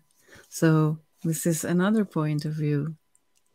Well, I feel like we were just children playing, and when we started playing together and just kind of singing, we all came in tune and just we're having fun. We also had a mission to do, but we were having fun. And as far as the natives go, when near the end of both actually, I think it was the second circle we did. By the end of it, I felt like I was channeling the Montauk ancestors there. Mm-hmm. And yeah. I don't ever remember speaking a Native American dialect, but it sure felt like it. And Angel and I tried to get up to Brookhaven Labs, which is, we believe, Montauk 2.0, I think, the revised electronic version. But we tried to get up there, and we faced heavy resistance on our way up past there. And we decided that we were going to continue on our trip, but we were just going to not stop at Brookhaven. But we ended up backtracking and being dragged back there, and we had to stay at a hotel one night. And she says she thinks we got picked up by someone, and I think that happened. I am covered in bruises after that, but we couldn't go past it, so we were still doing work there near Brookhaven, which was connected to Montauk. And then, so we couldn't get near. We got up to the main gate, and we got turned around at Brookhaven Labs. But as we pulled over and spoke with each other, Angel said, she is furious. She's so angry. I was, really? I've been singing love songs the whole way here. So our roles were reversed. And we decided we're just going to do a channeling while we're driving. So we were in separate cars, and we're driving as we left Brookhaven Labs. And I was singing, and then I went to the Native American chanting again. It was the ancestors speaking to me, and we were doing a lot of healing together, or they were rather. I was just there to transmit. And then all of a sudden it switched to, it sounded like Hawaiian. And it felt like the Hawaiian aspect. And wow, was that powerful. I'm not sure if there's a Pleiadian connection out in Hawaii, but I felt like there was a supercharged, almost like a sparkly purple behind me on that one. So what I did on the way in, Colin, I was angry, and I was closing down all the negative shit, but I also took and created another vortex out of there with all of their energy, and I balanced it out, and I created it to be good, to be used for our purposes, not for their purposes. So they're powering us up, which is not exactly what they wanted, but tough shit. That's what we're doing. Angel, before you were disconnected there, Brian was asking you about somebody remote viewing crystalline spheres or egg type technology underground, and that was destroyed. Could you please explain what you feel about that, please? Thank you. I didn't see. Thank you for reminding me. I didn't see all that. What I saw on day 2 that I forgot to mention when you and I were there with with Anna and the other folks in their circle, when we were holding hands together, we got sucked down into a place that's right underneath that, and I found myself there when I was alone last year. It was a room that has a jump gate in it, and Colin started going crazy. Colin was beating the ground and yelling and screaming, and what I saw was we were in the room together, and he was like the Tasmanian devil tearing the shit up. He destroyed the hell out of that place. It was awesome. Okay, that makes sense. Yeah. Yeah. Okay, thank you. Yeah, that's the feeling I got. Did you get visuals of that when she saw you tearing stuff up in the underground? Do you see that, Colin, or do you just feel that? Oh, after? No, well, I can kind of imagine myself like swirling around in a whirlwind and just getting like freaking out at these people. But the disc that I felt, like I said, I broke a disc down there. It seemed like a from Stargate, like the stand-up portals. It seemed like that, like a circular disc, and it feels like I broke a corner off it, and now it's like laying down. It's not standing up anymore. Yep. That correlates a lot. Well, my intention was to make sure that this never ever happens again on this planet, preferably never in this galaxy or this universe, but that's pretty big, tall order. but this planet for sure. And I want to give all the children from all the species, from all the places, a fighting chance to start a life on this planet. We were not given that. So yeah, that was my intent with that stuff. Yes. Yes. Thank you for that. It was great. Yeah. And now. Oh, also, thank you to the Czechoslovakian team for getting photographs. Yes. I know you had a photographer with you, Andrea. So thank you very much. Those photos were excellent. And I don't know. Well, yeah. Anyways, there were some other photos posted on the group chat from the 1970s of Montauk. I don't know if you guys noticed those, but there was a whole bunch of photos of when the buildings were painted. They're mostly white. The Air Force Base there was in operation. And I think there was one of the signs it was the American Bicentennial. I think that was 1976. So they had those photos, and I had a bit of a knee-jerk reaction to those photos. Nothing that I'm consciously aware of, but it's subconscious knee-jerk. But the big thing was the lack of trees there. There was a lot less trees. They were smaller in the Montauk area, and that kind of freaked me out a bit. So I feel like that I was probably have memories of being there in the 70s or that place even being built. But yeah, I just wanted to mention that because of those photographs that were posted. There's plenty of people in Czechoslovakia now who know all of you. We had a live stream last night, and I just gave a brief overview of what happened and who was presented and things like that. So people want to know you better. So I would like to ask you if you could say a few words about yourself and about your intentions in your life and maybe your galactic background, if you will. Are you speaking to me? For example, you, Colin, because you surprised me with your draconian lineage that you probably have in your veins somewhere. Yeah, I'm a bit still confused on that. Well, I know I'm programmed. I've been mind controlled. I've been tortured and abused, not just by humans, but I think by the draconians as well. I've suspected for a long time that I may be draconian, but I'm not certain about that. I definitely feel like I have reptilian connections. But some of the stuff I've seen in my own mind may just be implanted or programmed. But that being said, I do feel like when I was a teenager here, in the Earth, or the Matrix we live in, that I did work with the draconians. I feel like they're very familiar, and at times I would rather be with them, to be perfectly honest, because humans are kind of a-holes most of the time. Sorry to say, but I still am fighting for them. But there are times when I definitely feel like I'm connected to the Draco. I have been told by some other channelers or psychic people, I guess, that I was damaged at one point in one of my lifetimes, and that I was rebuilt using, I think, technology, but also Black Draco DNA. So that could be the connection there. I'm not really certain. I do have some connections with Lyra, I believe, and I'm not really certain. It seems that Archangel Gabriel as well seems to be coming through for me, especially when we do the spiritual work and like in the circles. It seems that the voice of God seems to be kind of my job, and that's not in words. It's in like almost like geometrical formation. So I feel like the universe is held together by all these layers and layers of frequency. And part of my job as the Gabriel aspect was to basically create a harmonious structure for us to exist in, if that makes any sense.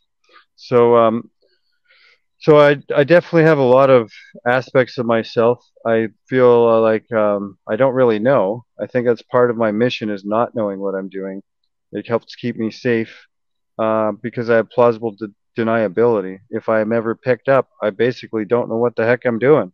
I'm just wandering around aimlessly trying to shine my light. So I think that's part of my purpose. I've also had memories of doing missions with many different groups, with the or like Terran groups, Earth armies, like human Earth armies. And in space, I have aspects of myself, I believe, on many ships out there. And then I spoke with you. I'm going to mention this now. I'm a little bit hesitant because it's kind of funny. But I had a dream where I was on a mission, or a memory of where I was on a mission recently. And we were just informing people of something. And I was working with a group of people, and they referred to me as Supreme Commander. And I don't know what it's Supreme Commander of. It could just be this meat suit that I'm riding around in. But I realized that I'm probably, there's a reason why I'm feel the way I do about my life, and care about everybody, and am concerned about the humanity and the planet and the animals and everybody. And it makes sense now to why I suffered so much in this life, is because I would not capitulate, and I will never, join them.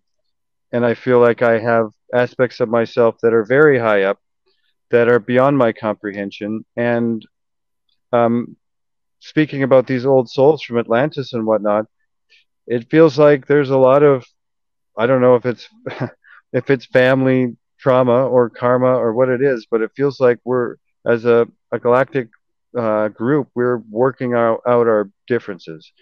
And I think maybe a good comparison would be us meeting up for the first time again, was that we didn't know anything about each other. We were just a whole bunch of people that have been through heck many times, and we were just screwed up, and we're coming together and learning how to be ourselves and learning how to be one with the group. And I feel like now the galaxy and the universe is starting to do that, and we've got a lot of motivated people in our giant family, or infinite family, that are willing to do the work. Yes. To help heal. They want to save the family. And I think a lot of us have grown up in the Matrix, in the 3D, with very terrible family relationships. And the one thing I've been saying over and over in my head and my mind and my heart over the last 2 weeks is, I have family now. Not just friends, but I have family. And that is the greatest feeling I've ever felt, knowing that there's people that love me. So I feel that we're getting that on every layer of reality or creation that exists in our local universe, and perhaps, and obviously beyond, throughout infinity.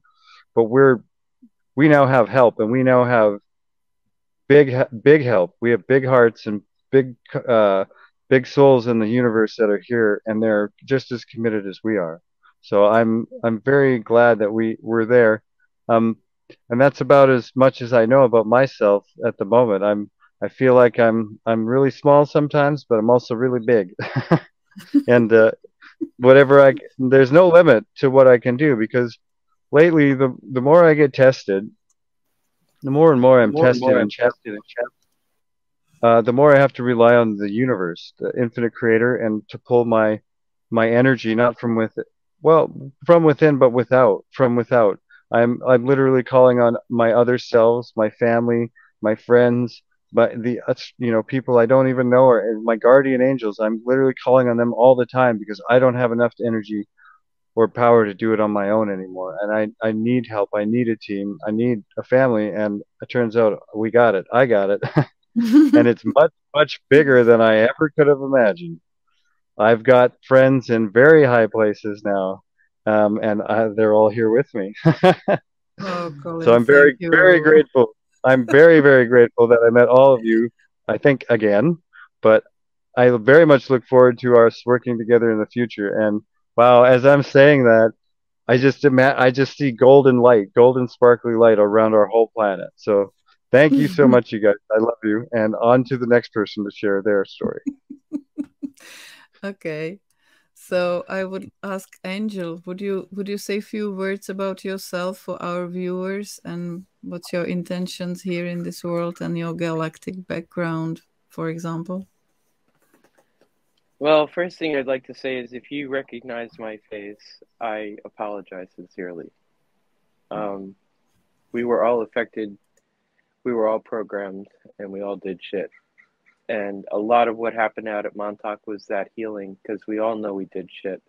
And we were all able to forgive each other, and I think that's so beautiful. And Colin's absolutely right, finding our family again, and being able to be children that we never were, and remember the children that we were together. It was just an amazing gift. It really was, you know, because where I am now, I have nobody. I have no friends. I have no support. You know, the powers that were have done a fantastic job of knocking that all out of my life and tried their very hardest not to get, you know, to prevent me from going to Montauk this year. But there was no, I mean, I've even got a broken leg over it. So it didn't work out. There was no way I was stopping. There was no way. And I'm so grateful that I did, because it was such an amazing gift on so many different ways. Who am I? Topside. Topside, I am in the SSP. I'm very careful to differentiate between what I've been told and what I know for myself. So what I know for myself is that I head up an elite group of soldiers called the Dragons. We're in Brookhaven. I basically get the mission parameters and design them and teach them to my soldiers. If they have issues or whatever, I'm the one that they call. I've been known to go out on and do battle by myself. I'm capable of an awful lot of things that, you know, are fantastic and wonderful and scare the shit out of me at the same time. I love science. I love psychology. My dream out of this, which thank God Chastity is pulling together among others, is to have healing centers for us in various places all over the world. Yeah. To have places where survivors can go and find people like me who are equipped to deal with it and handle it and help you and us, because we're stronger when we're together, so much stronger when we're together, to be able to heal from all the trauma and help put all the pieces back together and help it make sense. Because a lot, you know, so much, and often it comes rapidly. It's like rapid fire, you know, millions of years of memories all at the same time, and it makes no sense when you put it in HNN, here and now time, you know, Earth time. It makes no sense. But then when you throw time out the window and you go, okay, you know what? I was 5 years old and I was followed in Montauk, and I was being tortured like everyone else. And at the same time, I've got memories with my mom. You know, how do you explain that to someone who hasn't been there? It's impossible. I don't know. But I think the best way to heal is to have our own people there available in various places, again, all over the world, and be able to go there and just hang out and be ourselves and find out who we are. And that is my dream. And it's coming. It's coming to fruition. Chastity has spent the last 2 days, if not 3, working on that with someone else, and it's in motion. And I'm thrilled. I'm absolutely thrilled. So I'm looking forward to continuing the work and moving forward and making the momentum grow. That's so great. Oh my gosh. I'm so happy excited. to be I'm with so you excited. people. I love you so much but speaking about about healing centers, I think there should be various kinds of healing centers, not only for survivors, but for survivors of this civilization, because there are so many young people absolutely devastated by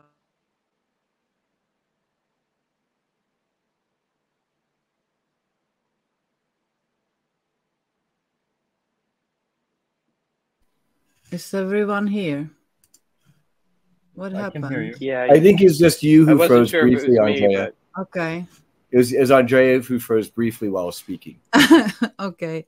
So it's sign and let the other person speak. Brian, you haven't spoken yet. Okay, so almost everything of this is what I've been told, and so it's kind of a huge joke to me because I've got roommates and other people telling me they're having concurrent dreams of me with them in the Orion Wars in a past life, fighting a black goo invasion, and apparently that was a huge component of what the Orion Wars were all about. And it got so bad that the end of that section of the Orion Wars apparently was me flying a starship into the heart of the star Betelgeuse and blowing it up to prevent black goo from spreading. And now, right now, we on the Earth are being hit by waves and light from the explosion of the star Betelgeuse. And apparently it's premature. It should not have exploded. And I'm told that's why. And I've gotten now multiple different sources are telling me this. So that's a past life thing that maybe people will resonate with. I'm told I had a reading with Erin Lynn of Akashic Records. She did a galactic origin reading for me, and she told me that I'm originally an Alpha Calian starseed. They're supposed to be near Alpha Calum is a physical star, or Alpha Cali, and supposed to be a 6th density consciousness being where we're like light beings, and some of us have wings. That really appeals to me personally. The idea of flying, and we're healers. And so I don't know. I found I've done a lot of work in this life, kind of healing, and a lot of that stuff kind of resonates with me. But in this life, like I said earlier, my dad was very successful as a Chinese American immigrant in the computer business and graphics cards and things like that in the 80s and 90s. And it afforded me the ability to make a difference. And, in terms of being here and now and where we're going, this is very exciting to me. Even though I don't have any of this vision or anything, I do have an intuition, like a knowing, and it feels like we're on the right path. So yeah, I think it's important to say that I believe in the law of one. We all come from Source God. We're all returned to Source God. Right now, the Earth is in a time where she's ascending from 3rd to 4th to 5th density of consciousness, and humanity is doing so at the same time. And apparently what happens here, because of all the exopolitics, these intergalactic empires, the balances of power, and what have you, what happens here on Earth is very important. And so it's an exciting time to be alive. For me, the sooner the better in terms of getting things like access to med beds, because I have so many loved ones and friends who they themselves have been stuck with a certain bioweapon, and I like to see that damage undone. But I'd also like to see all this time travel damage be undone. I like to see us join the intergalactic brother and sisterhood. And so I want to thank you for having me and us today to debrief our Montauk Adventure Tour 2023. I can tell you that everyone looks forward to the Montauk Adventure Tour 2024. And people who are interested in that, let us know now. That's what we're going to avoid Airbnb shenanigans this next year. So, Anna, what would you say? First, I should say that I'm really happy to see you again, all you together. And the thing is that I was born to military family, and my mother, she was really involved in military, and my father too. She was very clever. And I was growing actually in, between houses of barracks, constantly presented there. And when I was 9 years old, my mother just put me on her knees and she said, suddenly, you don't belong to us. You are not like we are. You are a different person. I didn't want to have you because you are not like we are. And can you hear me? Aničko, máš tam nějaký zvuky, ale slyšíme. And then it was for me wake up, and I wanted to find out what's going on, what is happening, because suddenly, all this, my world, with family and with all this background just disappeared in a couple of seconds. So I left from the home 14 years old, and I was just looking, you know, what's going on here, and I could see what's happening, and I was always trying to figure out what's going on. And thing is that I was, you know, in Germany, Switzerland, France, Denmark, working, you know, in States and, you know, all countries. And I wanted to find out what's going on. Everybody was telling me, you are paranoid, you know, this is how it is. You are, you know, you are completely, you know, out of the mind. And then I found, you know, plenty of information I had to find out myself. And finally, I met all of you, and everything fall down. All puzzles just settle down.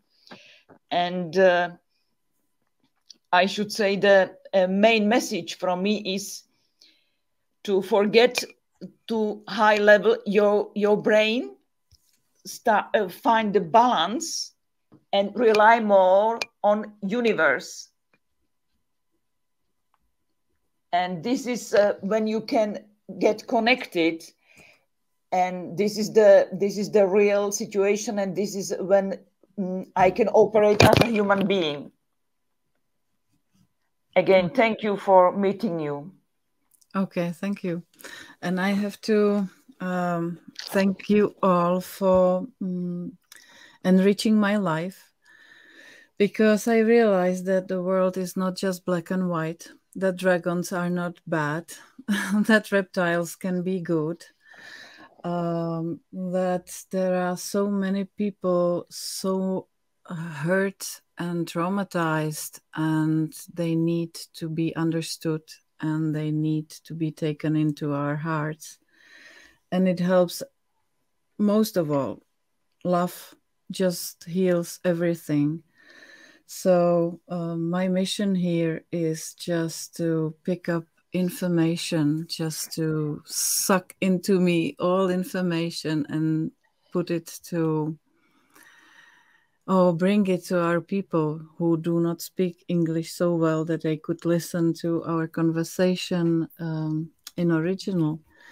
And I'm trying to bring them information about healthcare, about history of Earth, about all the species that are living in our galaxy and behind our galaxy.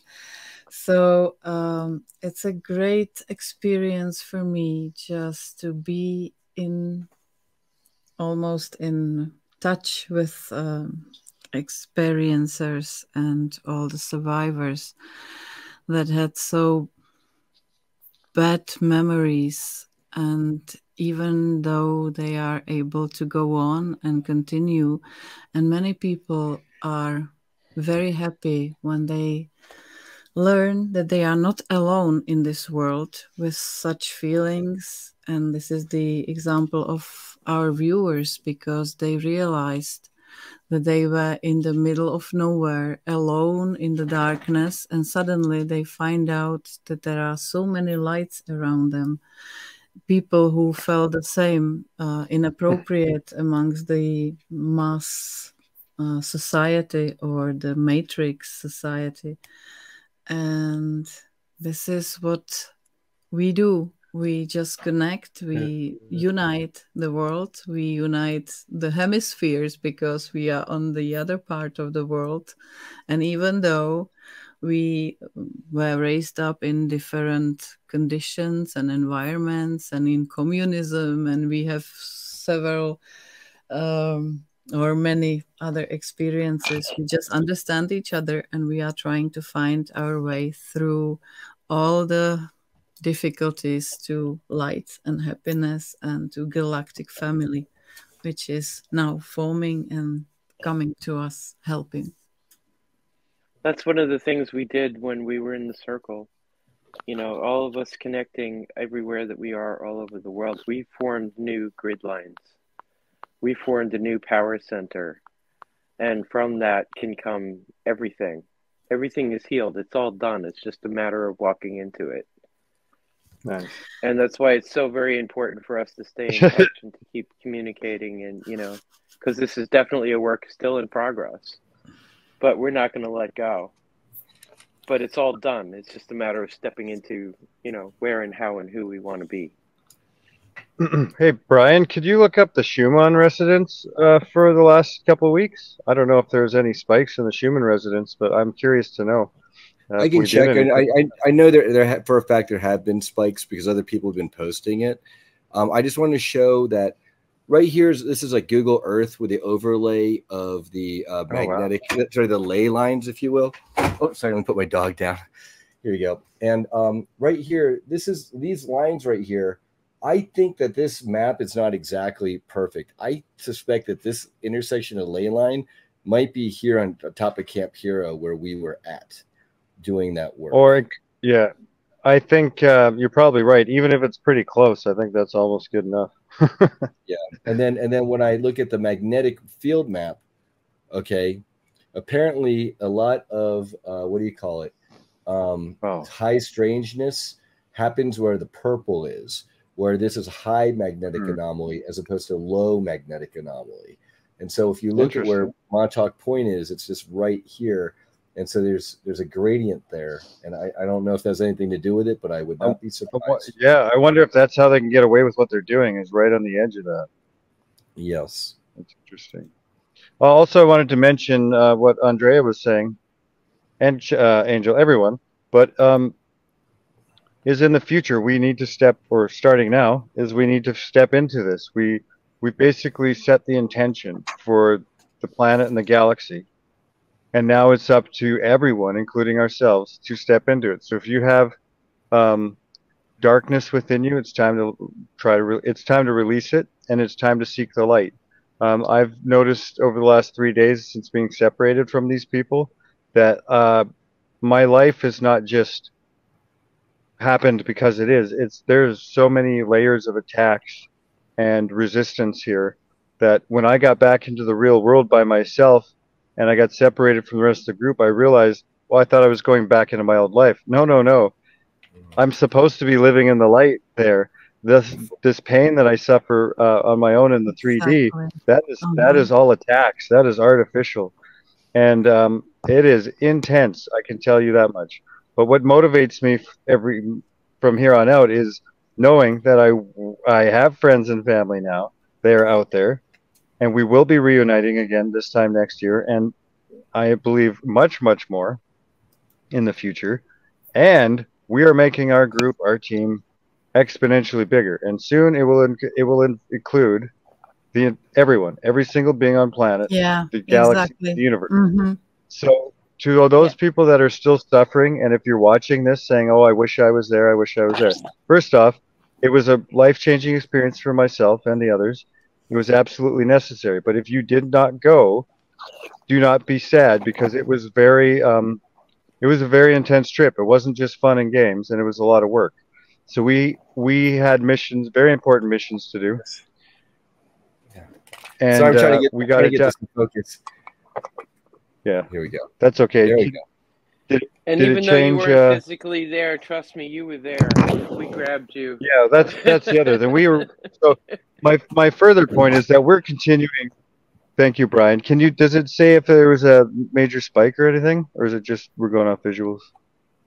Well, if you look at this right here on August 18th, August 18th, 2 days ago, that's all whited out pretty much here, at least as far as this chart aspect of the chart is concerned. And then if we want to go back, yeah, so there's a spike. We were doing our work in the Eldritch and all that over here, but it seems like all this spiking is happening more recently, unless maybe these detections. Well, I think what happened is right there.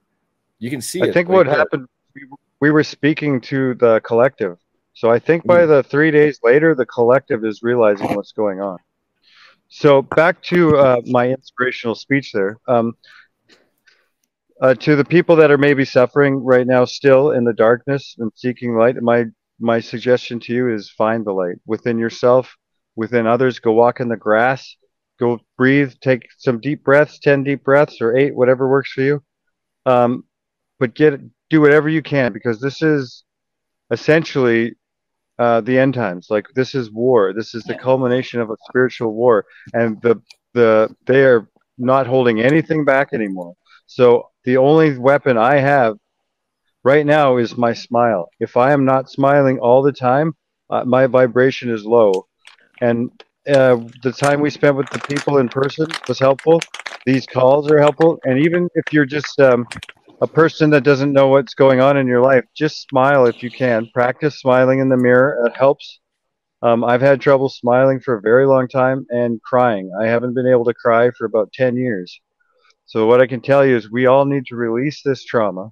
We need to run away from this old life. We need to throw this life down on the ground and say, I don't want it anymore. I'm ready for that. I want my wings. I want to fly. And we need to run towards that. And we need to run and grab hands of everybody along the way and drag them up, because we're all going to the top. And I'm sick of this world that we live in. I came to this planet to change it. And I have been tortured every day I've been here. So now they had their turn. Now it is mine. And we are so strong right now, and we're only going to get stronger. So everybody that's listening, have faith. Have faith in yourself. Have faith that there is goodness in the universe. And infinite creation has made all this to line up. It's taken decades, if not hundreds or thousands of years. We're dealing with so much stuff on a massive scale, it's hard to even fathom. But we're doing it, and it essentially is already done. But we still have to, every day we still have to work and maintain our vibration. And that's the biggest thing. I don't really speak in things are good or bad for me anymore. It's more like, is it raising my vibration or not? Is it raising my vibration or lowering it? And I need to do everything I possibly can to raise it, because the second I lower it for even a minute, my life just goes to heck. So raising our vibration constantly and consistently.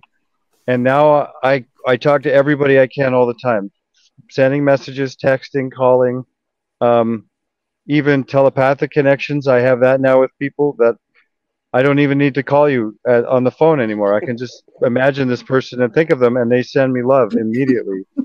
And I believe that in the future, it's funny doing it in the shower. In the future, I believe that we're going to have all the human beings are going to be able to have this connection. And that's probably what fourth density life will be like, is where we're connected in our hearts and our minds. But I got a bit of a taste of that today or recently, and I love it. And I don't want to go back to that old place. I was so separated from source, from myself, from humanity and the earth, that I just did not want to be here for many, many years. And I really do want to be here now. I want to say to anybody that's feeling like they want to self-terminate, please stay here with us. We need your light. And if you end your life now, you will probably get recycled by the bad guys.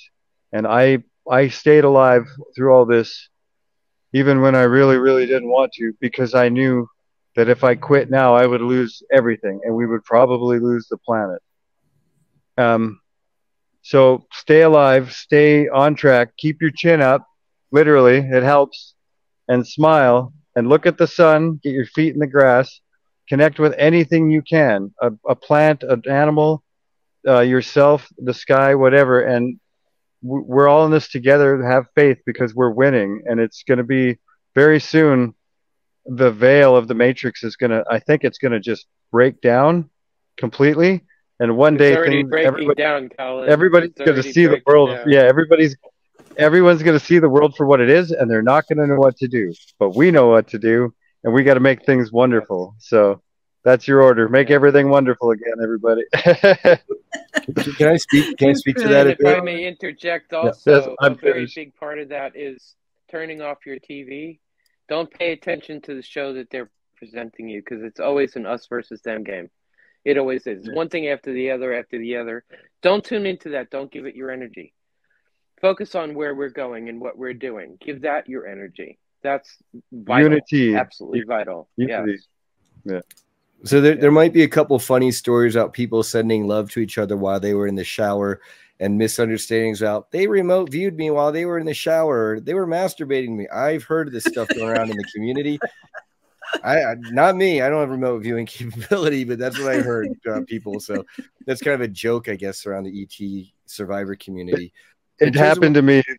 Yeah. The first day with Alondra, I was in the shower and I thought of him. I was having a bit of trouble. And then I repeated the story to somebody there, and they said, "Really, in the shower? Were you conscientious?" I thought, "Oh, I don't think it works like that, but that's really funny." Right. And then the other thing is Hey, Colin, you know what? It's not the first time we've seen each other naked. It really isn't the first time. Yes, true. Oh, yeah, you guys. Sorry, Brian. It's just that's you guys as children even. Jesus. Never mind. I don't. Oh God, please. But you got what can people do out there?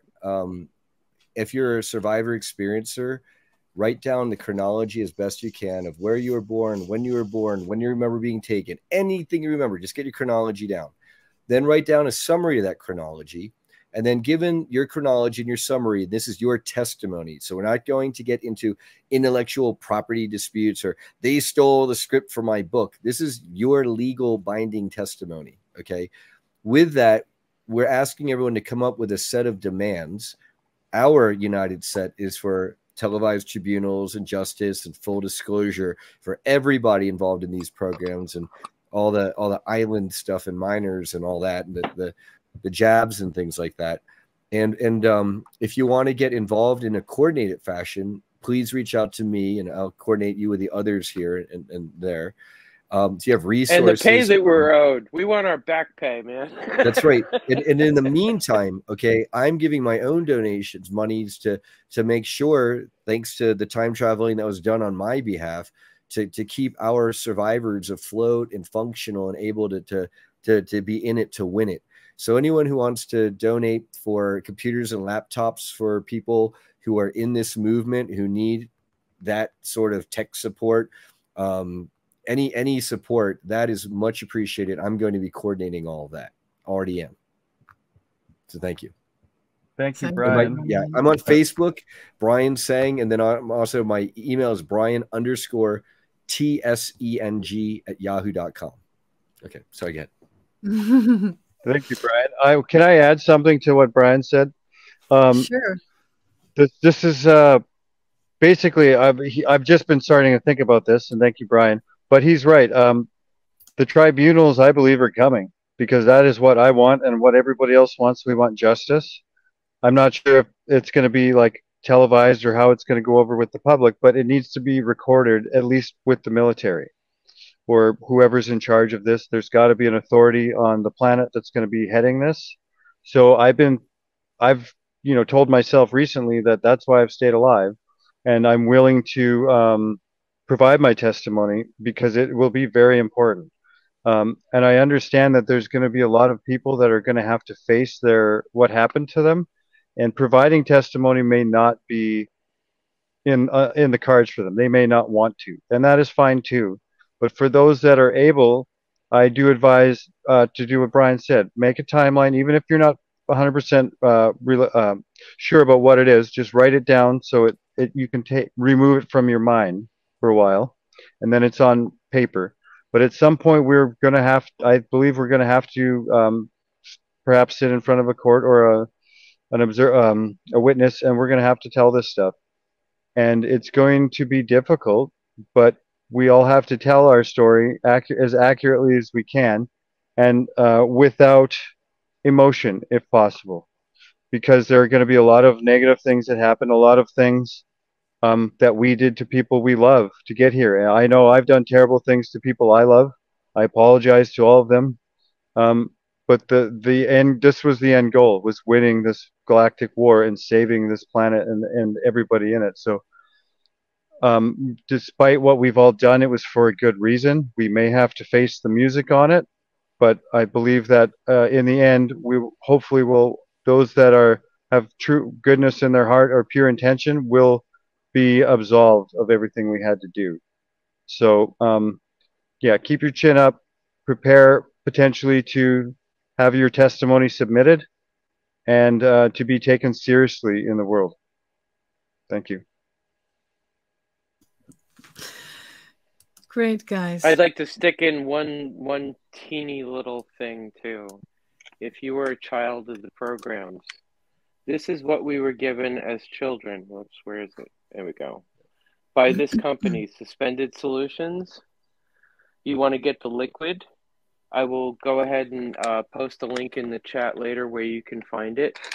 That's the stuff that ramps us up. That's the stuff that brings us back to who we truly are. And it ramps up our gifts, our abilities. It helps with memory. So many things. Just it's crazy. I mean, so many things are robbed out of our food supply, and we are literally starved. Thank you for that. It works really well. Yeah, I took one shot of that one time, and I felt great for about 5 days. So that stuff works great. I'm going to be ordering some as soon as possible. Okay. Yep. Thank you. Fantastic stuff. Thank you for sharing this. What is it doing? Is it cleaning pineal gland? Is it bringing back memories and improving health, or what? It's the full enchilada and then some. It really is. I mean, my soldiers sent that to me. They were like, "Don't you remember being given that as a child?" And I said, "No, I have no idea." It kind of tastes like it's really thick and pasty, and it's dry and it's not dry. It's kind of like milk of magnesia kind of consistency, but not. It's really hard to explain. Colin, help. It's not that bad. It's not that bad. It's like kind of, you know, something I have. Well, I've been through a lot, but like chalk. But like if you were to eat a Tums or a Rolaids or something, like a little one of those things that helps your stomach, it's kind of like eating one of those and drinking some water. It's not that bad. It's like really, it's kind of like drinking milk. It's pretty good stuff. And how I felt after, it was great. Like it really made my psychic abilities pop. So apparently the Anunnaki that my soldiers sent to me, I was standing in my kitchen, and again, I had no memory of this whatsoever. Standing in my kitchen, and I put some in my mouth, and boom, I was 2 years old, standing in front of my mother, and she was giving it to me on a spoon, and I was reading her mind. That was not a memory. I was there at 2 years old doing all that. And it absolutely blew me away because I knew I could do these things, but I'd never experienced anything like that before. And I started taking it once a day for a week. And my whole body lit up. It was such an amazing thing. I mean, like I could feel every cell in my body. And then we should probably protect the supply lines. Yeah. The second week, since I had, only a month's worth, I decided, okay, wonder what happens if I take it 2 times a day. And first thing I learned was don't take it close to bedtime because I was up all night. I had so much energy. And then I eventually got up to 3 times a day. And it was every layer I went to was just more stuff showed up. I found that when I was thinking about somebody, I was appearing in front of them wherever they were. And I scared the shit out of my mentor, Doug Robertson, who I call Merlin. And I had to go back and apologize to him because he screamed like a girl. Sorry, Merlin, but you did. And I had to go to everybody I know and apologize. Like, I'm sorry. I didn't do it on purpose. I swear. I got to figure out how to control this. You know what I mean? It's just, boom, there it is. It's happening. And so many other things about me changed. It was like I could tell, if the hamburger I was eating, if the cow had a happy life. I could, feel around me in ways that I can't explain. I could just feel energy levels and stuff like that. My psychic abilities went up through the roof. My body felt 300% better. It brings you back to your natural state of who you are is the best I could say. And it's just amazing stuff. My understanding is that in the past, part of why the Earth and before that Mars has been mined for so much gold is because monatomic gold in particular has health benefits and environmental cleanup benefits. So I think it was the Anunnaki or the Jahami is what that they call themselves. They've mined Earth for the monatomic gold in the past because they wanted to restore their environment and their health. Well, this contains monatomic gold. It's a byproduct. It's made out of salt, and it's been shown historically to be the stuff that Moses used and stopped off to go get on the way to the desert. This is manna that they used. So is it the amazing stuff? Is it the monoatomic gold that Anunnaki used, and they were called glowing ones then afterwards? I don't remember that. I don't know. This is what Elena is promoting, that they are ingesting monoatomic gold, and they then, after hundreds of centuries, probably they start glowing on their skin. Yeah, some people do take gold separately, and I don't see why not. Couldn't hurt. I think it's your inner light that shines, makes you glow. Probably, yeah, because frequency rises up. Yeah. Okay, guys. They're trying to do it the easy way. So I would like to thank you for joining to my recording today. I will have to translate parts of your speech and part of your motivation for my viewers, and it was enriching for everybody here, because it's very important just to review everything what we experienced and what we felt, and that we just support our family to grow and to stay forever. Well, we're infinite beings. Why not? But thank you so much for bringing the platform to so many. Thank you so much for that. Andrea, what languages do you translate this to? Czech language. Okay. Well, thank you for doing it. Language, because Slovakian language is similar to ours. For Czechoslovakia, yeah. You know, the thing is that it's very important, because we have certain knowledge. We are placed to the reality which is now, and this is just confirmation that there are people on other side of the globe, and they have the same feeling. And it's absolutely amazing. You know, this is the most important thing, and we have to really go together and to open it for possibly for everybody around the whole globe. We're not crazy. It's a miracle. We're not crazy. Calling with you, it won't work, and with all of you. Oh, thank you for everything. I think, you know, I own being crazy, because if you've met those normal people, they're bad. Oh yeah, they're crazy. Like that, no. Excuse my friend. Yeah. Well, we got to stick together, everybody. Let your light shine. Yeah. That's all we can do. Okay, let's make these just chats on regular basis, just to exchange information. What happened? What are we heading for? And things like that. What about that? Is your main focus SSP, Andrea, or do you also doing cryptids and more the esoteric stuff and hauntings and paranormal, or is it mostly exopolitics and liberation of humanity? Well, to be honest, Brian, everything, because I'm trying to bring people pieces of information and just to make the whole picture of what was happening here on this earth since the galactics came over and started this civilization, which is not the first one. We are 6th or 7th civilization afterwards. We are just examining the megalith buildings, the ancient civilizations. We are talking about, I don't remember about everything. All stuff is just discussed on my channel. So people I've got some people for you then. Okay. We got to get Nigel on here with the Vril if you want to speak with a commander of a spaceship over the Earth right now. Okay, that would be great. Yes, that's one. I've got an RV park that I'm renovating with an abandoned haunted RV cowboy saloon and brothel. It's very haunted. You ever want to do any episodes on the Orion Wars and my roommate's recollections, which they're corroborating? I think that might be fascinating. And of course, the full disclosure now movement, I think, is front and center for most important. you know, it's a personal And thing. this is also what we want to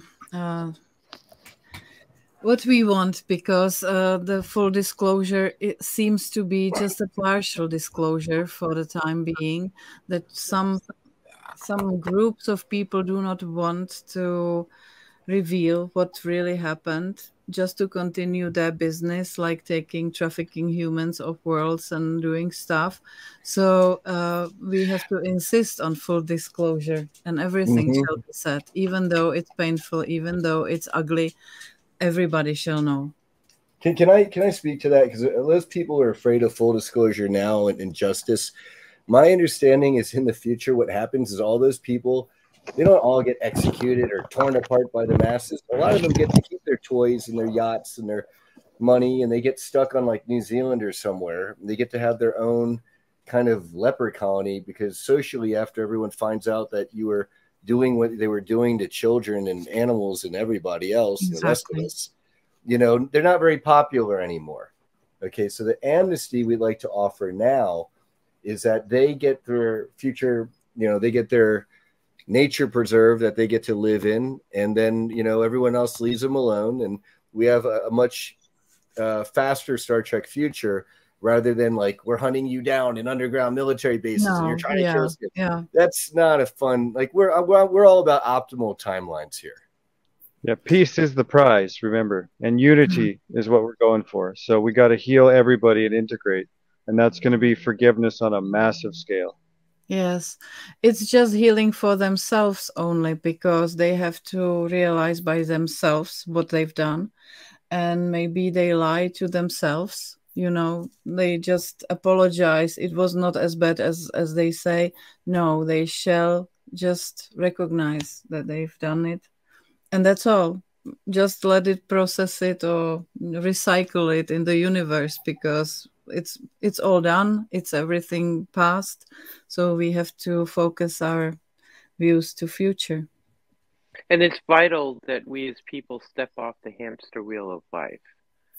I mean, so many people have the same routine every day, and then we're don't listen.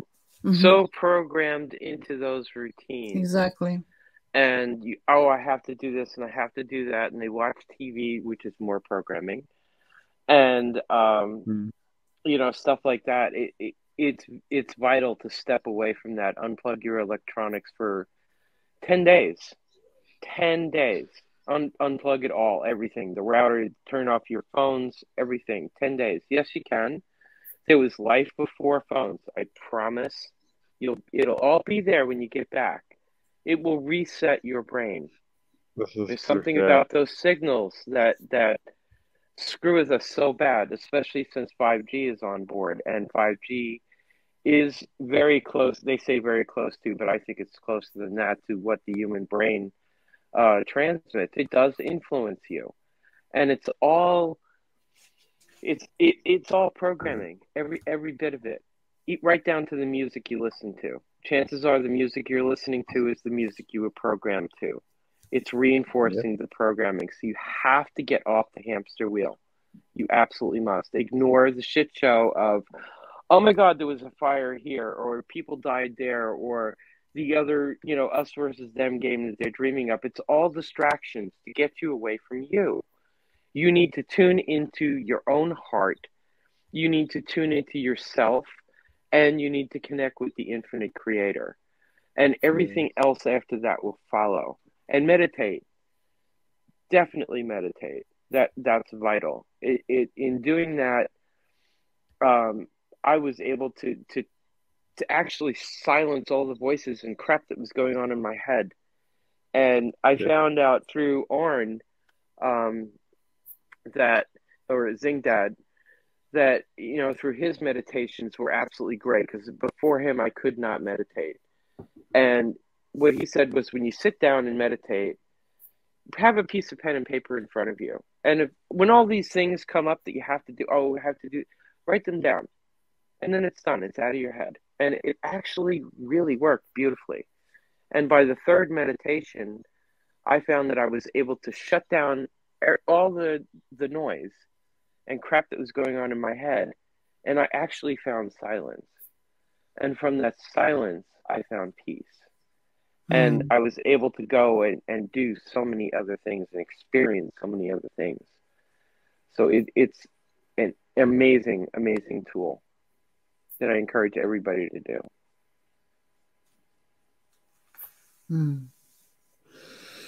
Good advice. I think people need to hear it over and over again because they forget. Yeah. And the other thing we need to realize, we outnumber them. We absolutely do. And if we turn away from all that and you know, when justice happens, game is over. That's it. You know, what if everybody stopped going to work? Yeah, you got bills, whatever.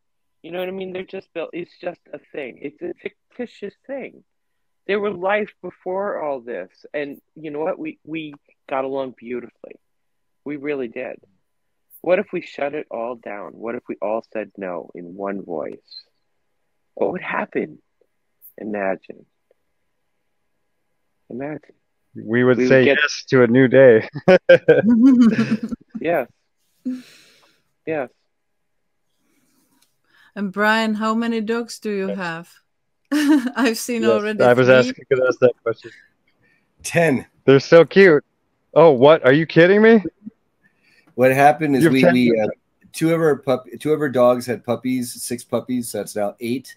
And then we got 2 more dogs on top of that as kind of guests. And we decided to keep the pack together to make Winnie happy. And because we'd lost 2 dogs earlier from some people who were neglecting them during the summertime while they were house sitting and we were away, and 2 dogs died from heat stroke. So because of the loss of our dogs from heat stroke, including this one husky, this is her when she was younger, we decided to keep all the puppies, and they're amazing. And apparently they help guard us. And it's harder to abduct you when you're surrounded by loving animals. Well, they're all very pretty, beautiful dogs. Thank you, Brian.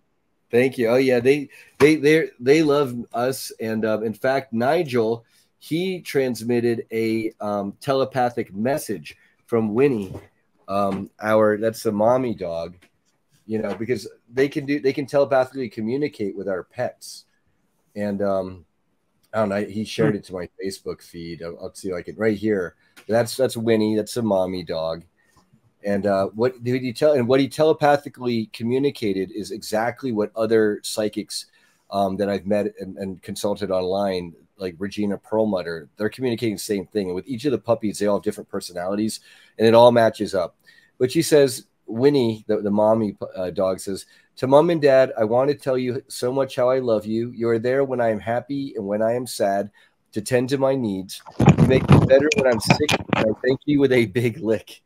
I feel your energy when you stroke my fur and hug and kiss me. I asked this message, because he was communicating with her telepathically. I asked this message to be given to you from not just myself, but all the others too. That's the other 9 dogs. You are so special, not just with us, but with your human friends who we see, and we know they love us too. To them, we say a big thank you. Love you, Dad, Winnie. Because I'm Winnie's daddy. Oh my gosh. I'm going to cry. I know. And that's would you share it with me, please? Thanks a lot, Brian. I'll tag you. That's Napoleon. Making me cry, dude. That's our crystal guardian. That's Chucky the dad. And then that's Minnie. And then that's Freya. That's one of the guest dogs. Yeah. And that's Minnie down there. So yeah, that's our crystal garden and stuff over there. That's such we have a family. Well, these are prepper that's a good palace. Life, I think, right there. You got lots of dogs. You're coming out here, Colin. We're setting up a prepper palace here in northern Nevada. It's high, it's inland, it's away from major cities. We should be able to grow our own food and have our own water sources. And this might be getting important around 2028, I think, maybe sooner. So start growing your vegetables, people. And this is also a subject that we are talking about on our channel, because some people are starting communities and being self-sufficient, being off-grid. So this is also a subject that we have in common. I think we are all on the same frequency level, so we have so many similar, subjects to talk about. Well, here's some timeline dates for people. And we all hate dates because they all come and go. But what I've been told is, let's just say it as this. In an optimal timeline, as soon as 2024, next year, a lot of this Montauk stuff and the truth and full disclosure is going to get more footing, and more people are going to be coming out like woodwork, and we're going to be on our way to calling en masse for justice. By 2026, I think it is when there may be these televised tribunals and for justice and things like that. These are numbers that others have told me. Then by as soon as 2028 is when we're getting the memorial gardens for rose bushes to represent the victims of the Montauk and Brookhaven projects over at on Montauk Point there by the lighthouse in Council Rock, especially in Camp Hero. And then also at around 2028, as we're getting those memorials, is when we'll be getting healing centers and things like that, starting at like the Lake Shoal First Nations tribe in Canada on their reservation land. And so those are some of the timelines that I think in an optimal timeline, I'd be happy if my wife and I and everyone could get access to med beds by 2028, 5 years from now. That would be music to my ears. And if anyone else has to weigh in on those numbers, I'd love to hear it. It should be so much sooner. Everything you said seems accurate, Brian. It could vary. Well, what's happening? Oh, I'm just muting myself. I agree with Colin and Angel. They're saying that, like, could Anna? Yeah. Whoa. You're muted, Anna. You're muted, Anna. We'd like you to weigh in, whether it's your own personal viewpoint or if you have any psychic, sight, clairvoyance. We'd love to get a read from you. You're still muted, Anna. You're muted. Yeah? Yeah, you can speak, Anna. Yeah, I think this is going to happen in 2 years. 2 years would be great. In 2 years' time. There is going to be, a lot of still people, but in 2 years, this is going to be reality. Now, do you feel that from a sense of intuition? Was it in a dream? Do you just have a sense of knowing, or this is your best guess? This is my best guess, because I have plenty of how should I say this income which are coming, but I'm still trying to be very calm and don't speak how should I tell you? Okay, I'm going to put it on the way that this is my best guess, to put it on the very, very easy way. Okay, well, that's fair. And I think I appreciate your appraisal. I mean, I'm getting these similar numbers from lots of people. My feeling is no matter what happens, if you make it to 2030, good on you. And then you get to be part of rebuilding a liberated Earth and humanity and stepping into the Star Trek future. But in the meantime, like the Boy Scouts, not that they're a great organization, but I'm not dissing anyone, but I like their motto, always be prepared. Hope for the best, prepare for the worst. Let's go with that. Yeah. So with that being said, Brian, I have to be the bitch of the group. Sorry, not sorry. Actual reality is, Brian, you've already started this. You've got your park that you're creating there, your survivor prepper community / healing center. Chastity has been working the last couple of days on doing that with a couple of people. That's already in motion. It's she's doing the whole enchilada. She's doing not only the healing center, but places where people can go and buy actual real food that's nourishing and good for you, which is another thing Ormus is good for. You can use Ormus in your gardens too. Speaking of that, Chris Emmons, if you look up on Facebook, anybody's on Facebook, Chris Emmons, RPH, the one who literally wrote the book about Ormus, has several pages on Facebook where you can go and learn how to do that and be supported. So please look her up. It's already in motion. It's a done deal. It's just a matter. I mean, you've got the land, you've got the places that you're building and stuff like that, Brian. So that's already, you know what I mean? It's already here. And then, Chastity just got finished working with people, and that's That's already in the works. So it's going to be sooner than 3 years. It doesn't take that long to build stuff and make it happen. Yeah. And, you know, the in my beds country, might take a little bit, but you know what? I believe in now. I don't believe in later. I don't believe in waiting. I don't believe in, you know, oh, well, maybe. No. Now. It needs to be now. Yeah. Because that's the work that we did. It needs to be now. We've waited long enough. I'm done. I'm done waiting. You know, I think that the people are starting to do exactly what you did, and it's going to happen in our country too, that people are going to build up like new small communities which are going to be separated from the matrix. Yeah. And my dream of the planet and everyone is, you know, if everybody helped out everybody else in any way that they can, we'd have a whole different place to live in. Wouldn't that be a beautiful place to live? That's my dream. Yeah. And I don't see why we can't do it. I don't see why not. But everybody's programmed, oh no, you know, the pandemic hit, we got to go run for toilet paper. How silly. Seriously.